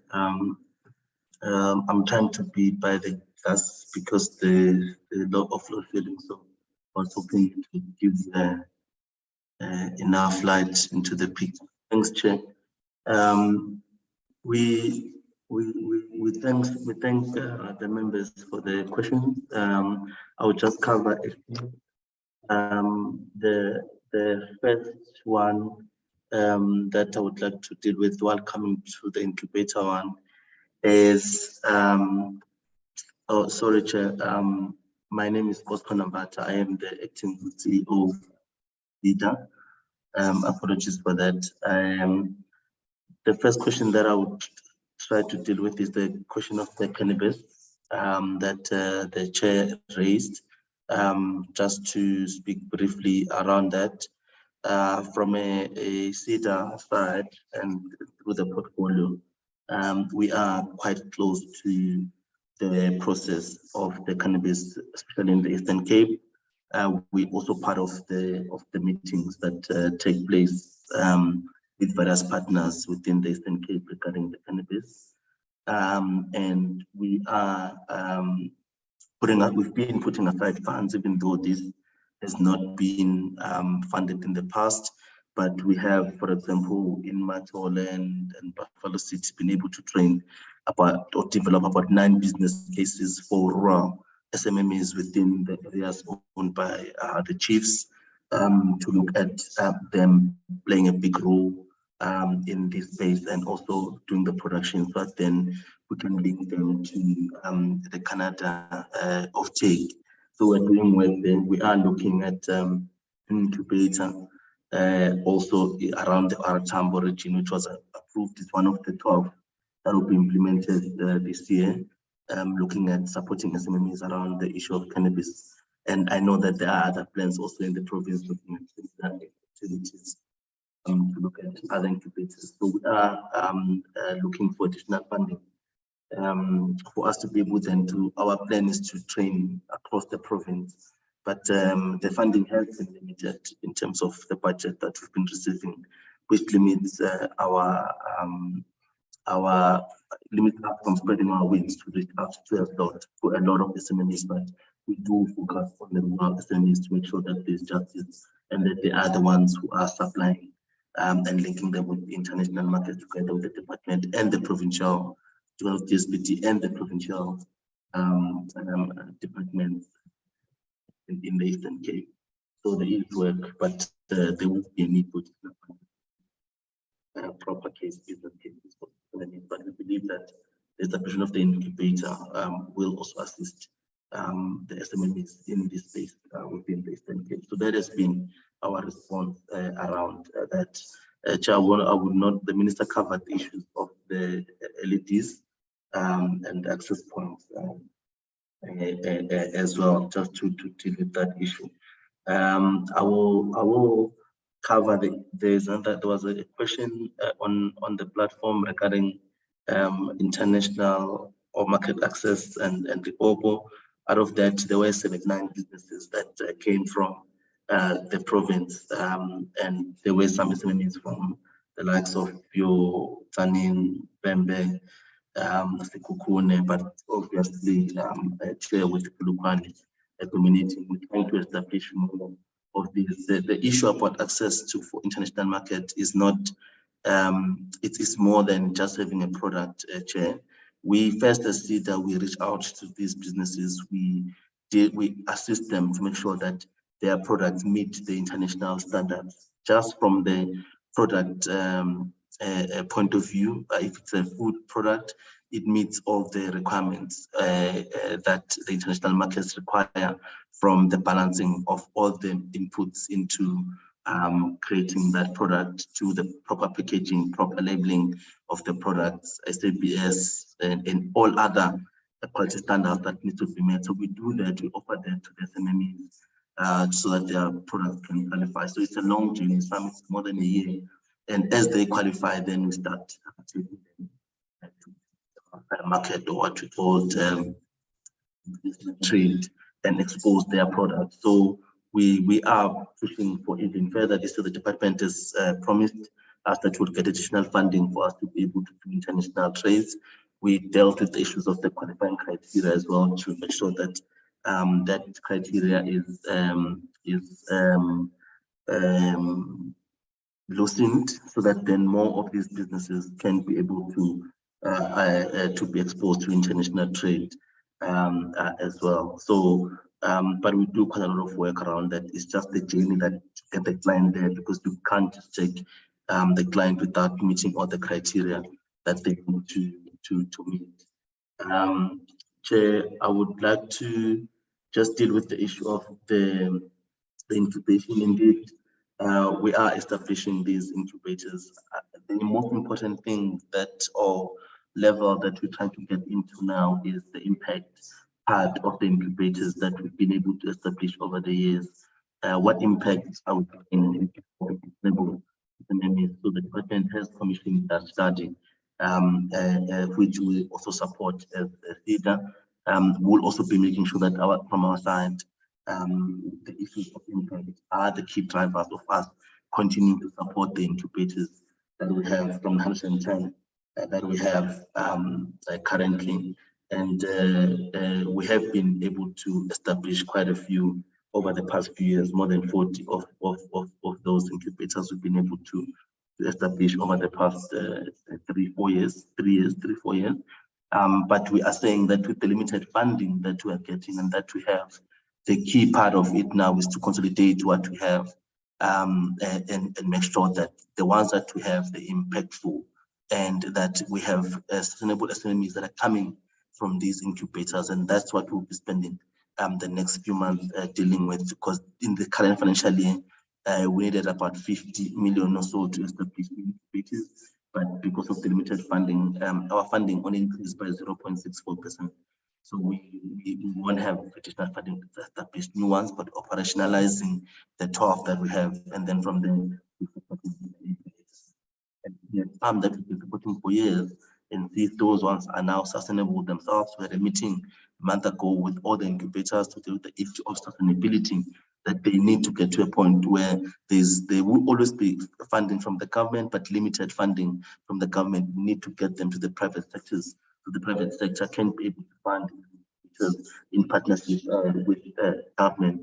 So we look at those that we've been funding over a period and see which ones we need to discontinue funding, while we're focusing on the new ones that are focusing on the district, on the DTM rather model, because everything we establishing, even the 12 that we're establishing now, they are focused on the DTM, where we're saying, what is the economy of each and every district, and how do we show that an incubator associated with the economy of each and every district? So you see that the 12 that we are operationalizing, as I spoke about, one, which is the cannabis, because look at what is happening in the various districts in the Eastern Cape. We realize that we must have the cannabis one, we'll be doing agriculture one, but we're also doing mining in Mpumalanga, and also focusing on agriculture in Northern Cape. So the 12 new incubators are linked to the DTM model, because we are focusing on the economy to make sure that SMMEs form part of the value chain of the economy of each and every district. And if we have an incubator that is district economy based, then we'll have the SMMEs that will be able to feed into the private sector partnership that we have. We do have a lot of private sector partnership in different provinces.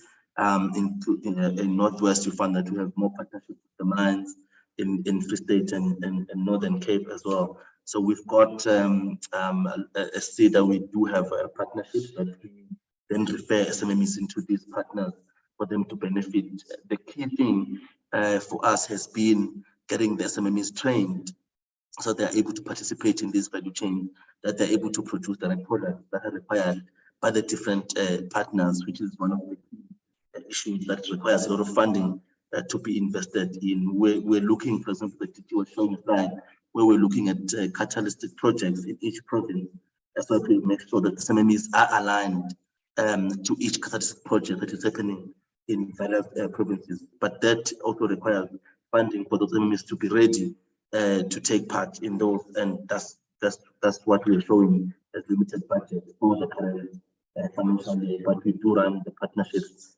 that are linked. Our offices in the provinces, they have a mandate to make sure that we partner with the prominent players in the industry, and that we're able then to refer SMEs so they can participate in those spaces. Hence, even with the issue of the cannabis, we make sure that we align with the Canada offtake, but we're now developing, we need to develop these SMMEs with their business case, now we need to operationalize so they take advantage of this economy while it's still early before it is saturated. Did you remind me if I am leaving any of the questions not answered? Thank you very much. Thanks, Chair. Thank you very much. DG, I'll leave it to you to allocate, so I won't come in now. You'll just indicate who else should respond. Thanks, Chair. I think there are just a few questions that are left.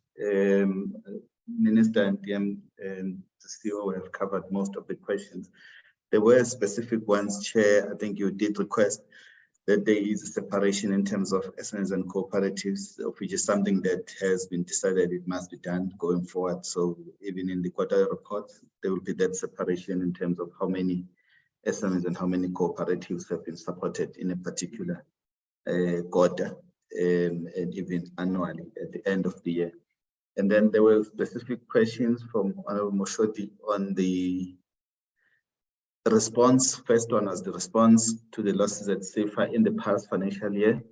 I think, Chair, I did touch briefly on this, that the challenge that is being faced by an entity like CIFA is we expect them to fund those businesses that some are very risky. They cannot get support from the banks. So it's important that the DFIs close that gap because banks, they are very strict in terms of how they approve funding. They will never fund a business that is normally funded by CIFA.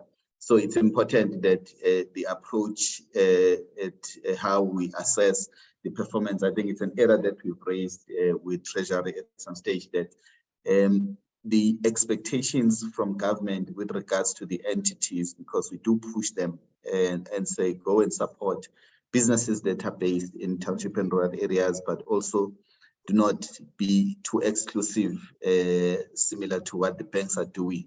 So the measurements in terms of the performance of the entity is very important. What has happened also, Chair, is that in the past few years, since COVID started, we have not really invested in new businesses at a great scale, because most of the money that we have has been going to supporting existing businesses to survive. So we spent quite a lot of money, I think over 300 million for COVID response. We also spent close to 200 million for the riots. We also spent quite a bit, I think over 50 million on the what happened in KZN with the flood relief, because you know, that shows that the money goes to businesses that are existing, and we are trying to save jobs that have already been created. We are unable to really invest at a great scale on new enterprise. That's why I think the engagements with Treasury, as Minister indicated earlier, are very important for them to also understand that we need new money that will go to investing in these startup businesses, because those are the businesses that assist us in addressing this challenge we are facing with jobs. We have to have new businesses coming up rather than just saving the existing jobs. So the losses at CIFA, they are also informed by the fact that we've asked CIFA to implement payment holidays where they don't get the money back.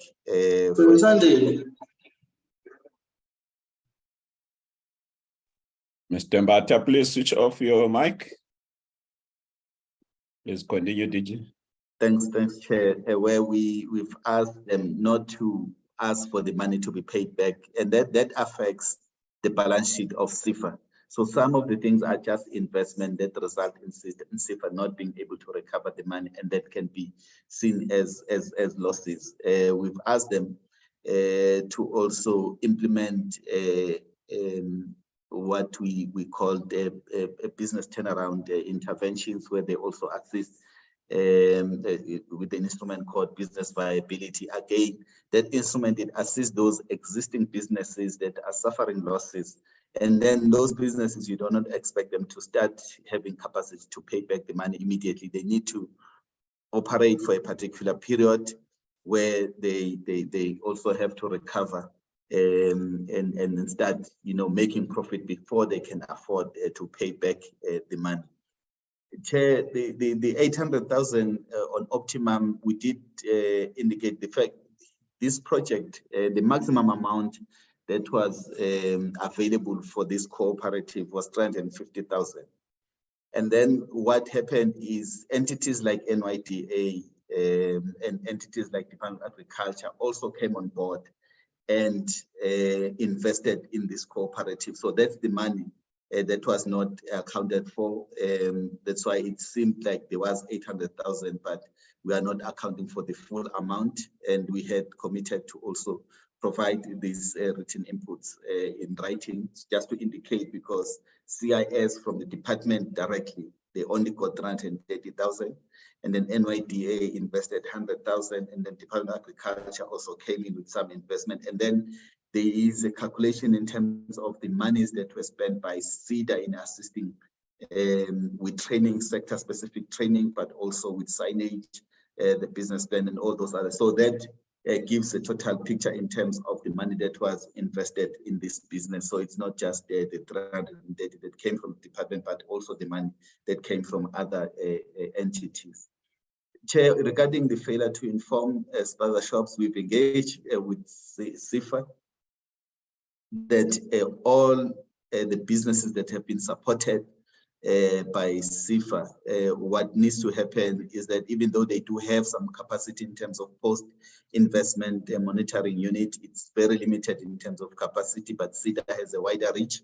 So these businesses are being handed over to SIDA so that SIDA can also follow up with the businesses that have received funding from SIFA, just to make sure that the post-investment support is implemented and make sure that the money invested by the state is protected. It doesn't go to waste, because it doesn't help us to fund and then not go back and check what is going on. But all the businesses that were visited during the oversight period, they have come back and confirmed that the money is in the cards that have been issued to them. So some have accessed the 7,500 that was not initially accessed. On the game changers, I think Ms. did touch on this, but just to expand, Chair, what we've done, we know that there are quite a number of targets that we are chasing as a department. What we brought on board was support through EDSE. We have a lead person there who's assisting us in putting this in a project management office. So the people who are driving certain targets, for example, someone who's driving enterprise and supply is the same person who's driving market access in the department, because those are similar targets. So we don't want to take the game changers as something separate, but it has to be integrated in the work that we're doing. But we want to make sure that there is close monitoring in terms of the implementation. That's why we have this a PMO structure to make sure that it does happen, the work that we need to do, because what we're also chasing with this, want to make sure that when the period of the budgeting starts, we're able to have something that we can take and present to National Treasury, and then we don't have a lot of time because the window closes by the end of July. So we are packaging these interventions, because with the game changers, we're also utilizing government money to mobilize more money from the private sector. So we have to have something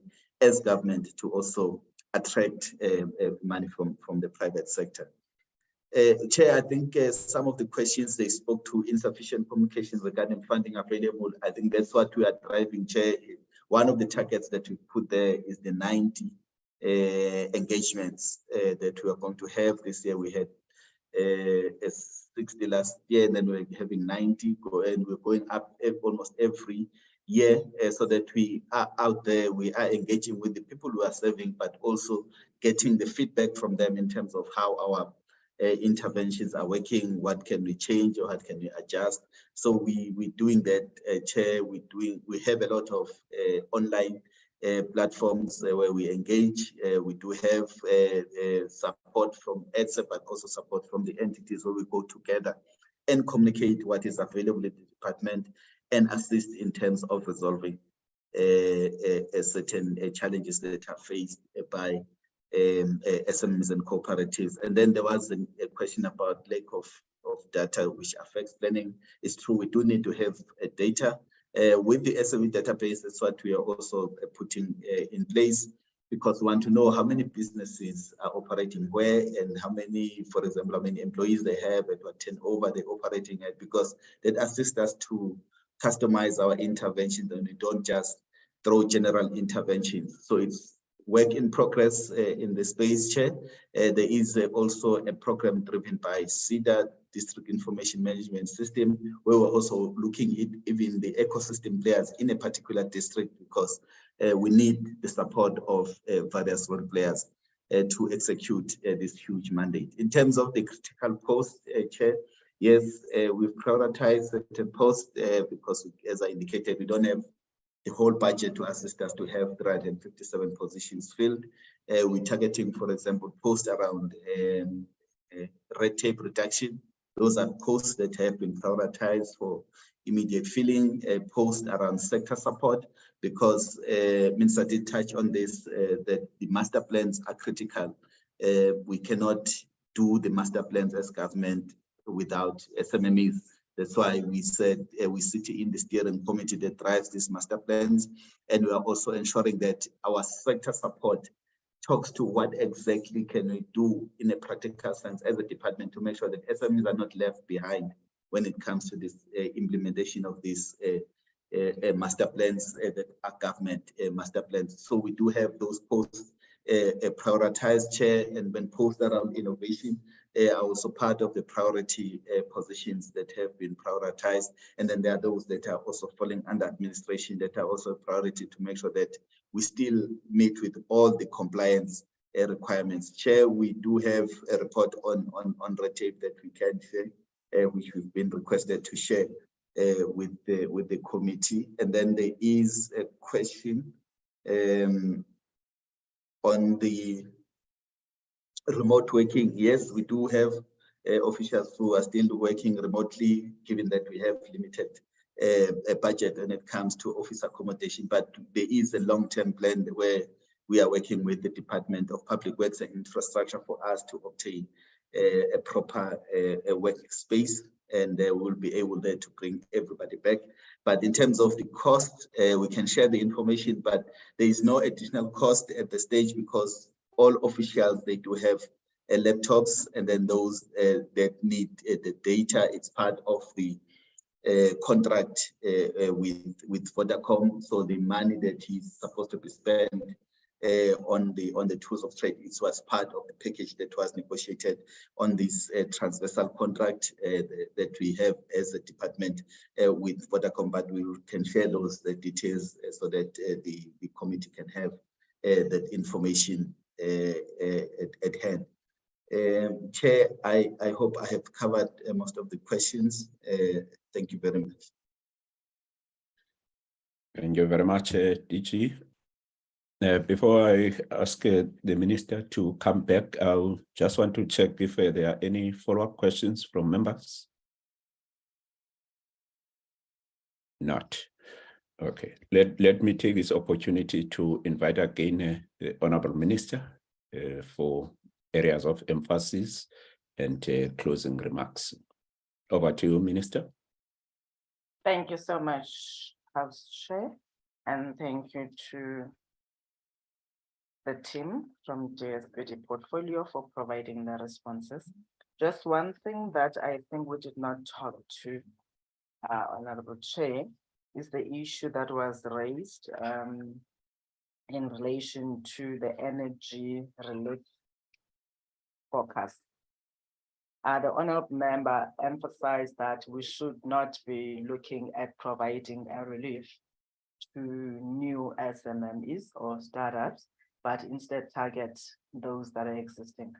And indeed, when we say relief, it means you are relieved from something that you've been doing. This is exactly what we are doing, as the DG has explained, honorable members. As the DG explained, we have returned to National Treasury. We still are waiting for the approval.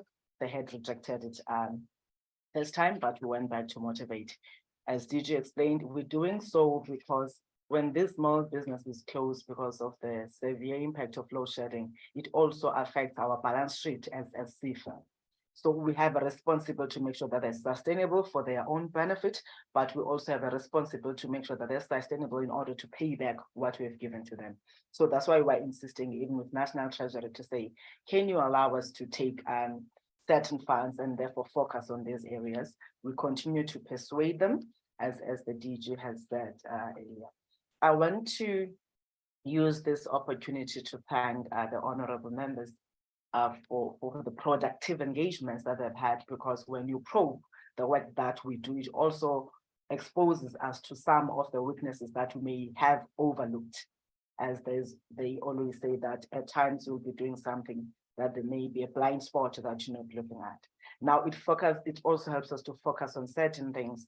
For example, Honorable Chair, you did mention, and other honorable members, the issue of focusing on certain provinces, where they look at the distribution of our resources, including the jobs that we are creating. And indeed, if you recall, during our budget vote, we did highlight that we have observed that throughout the years, our focus has been mainly KwaZulu-Natal, eThekwini, not KwaZulu-Natal, eThekwini, Western Cape, and then Gauteng. And then I further went to say, this financial year, we are targeting the rural provinces to an extent that we have said priority must be given to those. Whilst we appreciate the challenges that are faced by small businesses in the rural areas, because again, it's about the demand that is there. You find that provinces like Western Cape and Gauteng, because they are the economic concentration of the country. So there's lots of activity, of economic activity that happens, as opposed to those that are in the rural areas. Then also the deal-making capabilities, including the development of the SMMs in those provinces, becomes a challenge. That's why we said, let's beef up our support in those provinces to make sure that we can capacitate our offices, but also looking at the developmental agenda towards the business development support that we must provide to the SMMs in the rural provinces. That's why we partnered with the Department of Higher Education, Training, and Science and Innovation in order to say what are specific interventions that talks to business development support. Whether you're looking at spaza shops, as people complain about the fact that, look at the number of spaza shops, they are owned by foreign nationals and all the other challenges that people raise. But for anyone to take over whatever business in the area, one has to have good business development support. And this is why we said we're working with certain seaters to come on board, and the department, as I said, to say we provide entrepreneurial training to the small businesses, so that by the time we come back and say, now this is the intervention in terms of monetary terms or stock that we provide, then they're able to run the businesses efficiently and be able to sustain themselves. Because where there are areas of trading illegally, it becomes our responsibility to say, how do we legalize for those that are allowed to trade? And then how do you then replace whoever that is not supposed to be trading there? We are trying, honorable members, to engage government and the other funding institutions, as the DG has highlighted. This is the work that requires all of us, unfortunately, as the country. Now, with the limited resources that we have, we had agreed with the minister responsible for finance that we must have a meeting with all the DFIs under our government, where we're going to have, again, a meeting with the MECs responsible for economic development and finance and treasury in provinces, in order to find alignment to say, what is it that provinces are responsible for when it comes to small businesses, as they also have some allocation that talks to small businesses. We are awaiting confirmation of dates by all our offices, as we are all executive authorities that are busy. But we said there's a need to say, provinces, this is the area that you must focus on, so that when we come as national, we come to complement the work that is there instead of duplication. Now, honorable members have been raising it during the COVID relief, during the flood relief, to say, how do we ensure that we avoid the corruption that happens when small businesses are applying for the relief? Because you find that they take the same business plan from ECDC, it gets approved, they take it to CEDA or CIFA, they take it to NEF, and it's the same one, which means we end up at times concentrating on the same person, which is one of the things that will make us not to be able to see the impact. But now, if there's clear role clarification, then it becomes easier to say, I go for this far up to here, and the other goes up to here. Then when we look at the massification now of the services that must be rolled out, then we look at that to say, broadly, how much do we need for what? And this is the process that I said, together with the minister responsible for finance, we are undertaking. We're going to have those meetings, and including, as I indicated, the coordination of the DFIs in relation to the work that talks to small businesses. President had already emphasized that he is engaging the banks to come to the party too, to say there's a need for them to fund the critical sectors of the economy that have not found expression in the funding. Whilst we appreciate that banks have their own responsibility, but it is also a responsibility because they also benefit from what is happening in the country, just like any other corporate that we contribute to. But to make sure that as government, we cushion small businesses or the banks and any other person that provides the funding. This is why we introduced the credit guarantees, to say, here's a credit guarantee, therefore we are de-risking whatever that the small business requires from your financial sector. Please come on board, because we really need to make sure that the small businesses are empowered. Honorable members, we leave this meeting today being better people in terms also of the expansion of the understanding of the work that we do, but also the challenges that are faced by small businesses that our honorable members get to encounter every time they go to their constituencies. And we would address all the challenges that we're faced with, those that are within our control, and will continue to lobby for those that are outside our control. We also appeal to yourselves to make your voice heard in terms of making everyone understand the importance of funding this portfolio that has a critical task at hand. And if we do that, honorable members, I'm convinced that we'll be able to reduce the poverty levels, irrespective of color or political slogans that we champion. Ours is to make sure that our people get the best service, and we can only do that when we work together. Thank you so much, Honorable Chair and other honorable members on the call. Thank you very much, Honorable Minister. We thank you very much for coming and making presentation on the strategic plan and APPs of the department and entities. The challenge that we have as select committee. Honorable Tango, please. The challenge that we have as select committees in the NCOP is that we oversight quite a number of departments. For example, this committee oversight 4 departments with its entities. Some departments have even 10 or more entities. So it's a very, I think the challenge we are having is that we are unable, therefore, to track the implementation of the APPs, unlike the portfolio committees of the NA, where you table the APPs and strategic plan on quarterly basis. They monitor the implementation of those. For example, if you remember, you tabled the APP and the strategic plan last year, around the same time in May. We're meeting you again now in May, presenting the 2023-2024. So we are unable, therefore, to regularly meet with you so that we track, and sometimes then we don't have information as a result. It's not only this department, but also other departments. We have that challenge of not being able to track the implementation of the APPs. We have that challenge. I once spoke to the content advisor and say perhaps we need to prioritize certain departments. We may not deal with all of them within the committee. We agree on small business development because of its programs, and also DTIC because of its programs. The other department that we oversight is Department of Employment and Labor, as well as Tourism. Not that we are undermining to track the implementation of their APPs because of the workload. We prioritize the two, but we have not yet formally brought that to the attention of the members. Perhaps we may have also again invite you either to report on a quarter by quarter, or maybe a report on 2 quarters to accommodate the time that we don't have, because also we have programs of the NCOP, sometimes that take place during the same time that we're supposed to have committee meetings.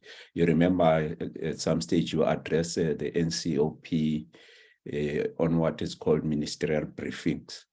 It takes the time of the committee because these ministerial briefings are on Tuesdays, and the meeting of these select committees are also on Tuesdays. Sometimes we have to start after the end of those ministerial briefings, which also include the MECs of provinces. Sometimes we have to start around 4 and have to rush through the presentations.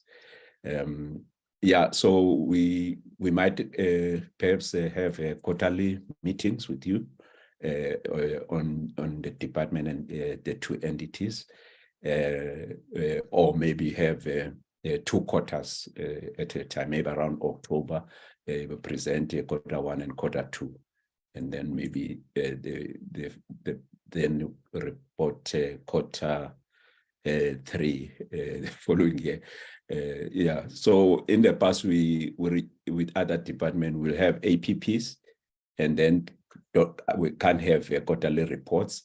If we're lucky, we'll then have a annual report. But this time around, even with the Department of Small Business Development, we have not had a meeting for you to table the annual report.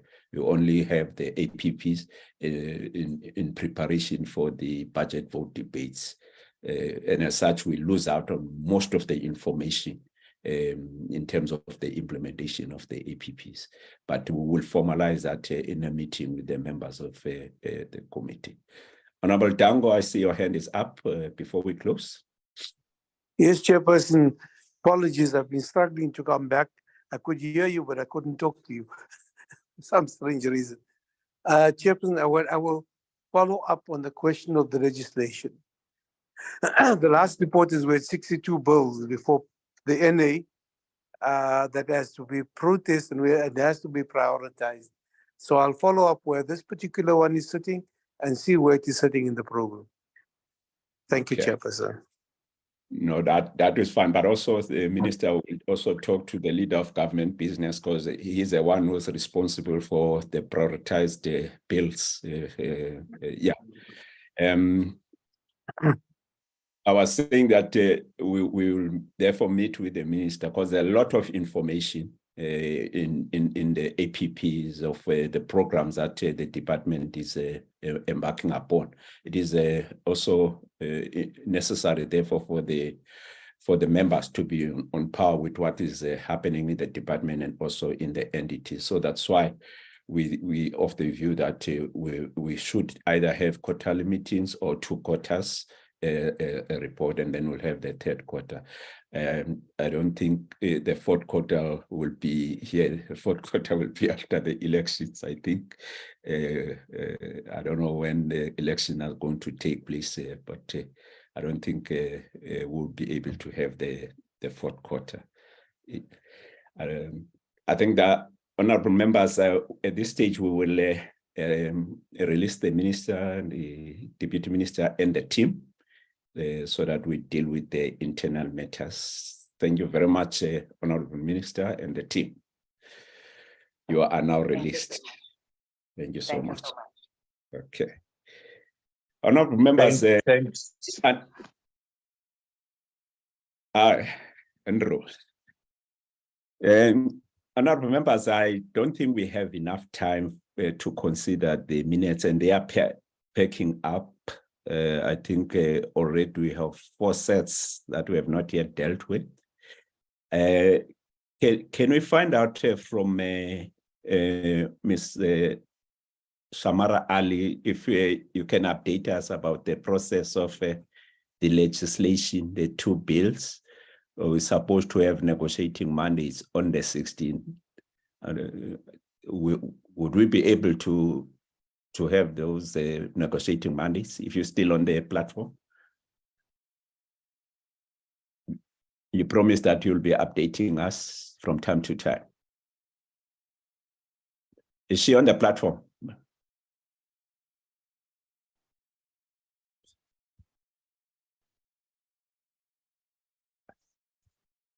Oh, I don't think so.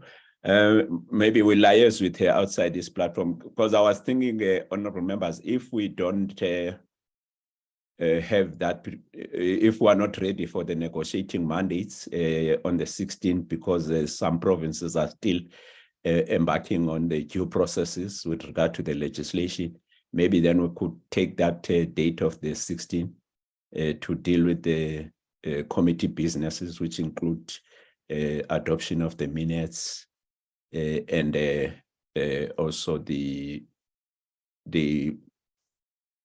reports of the committee, including the APPs that we've dealt with already. I thought I saw earlier Ms.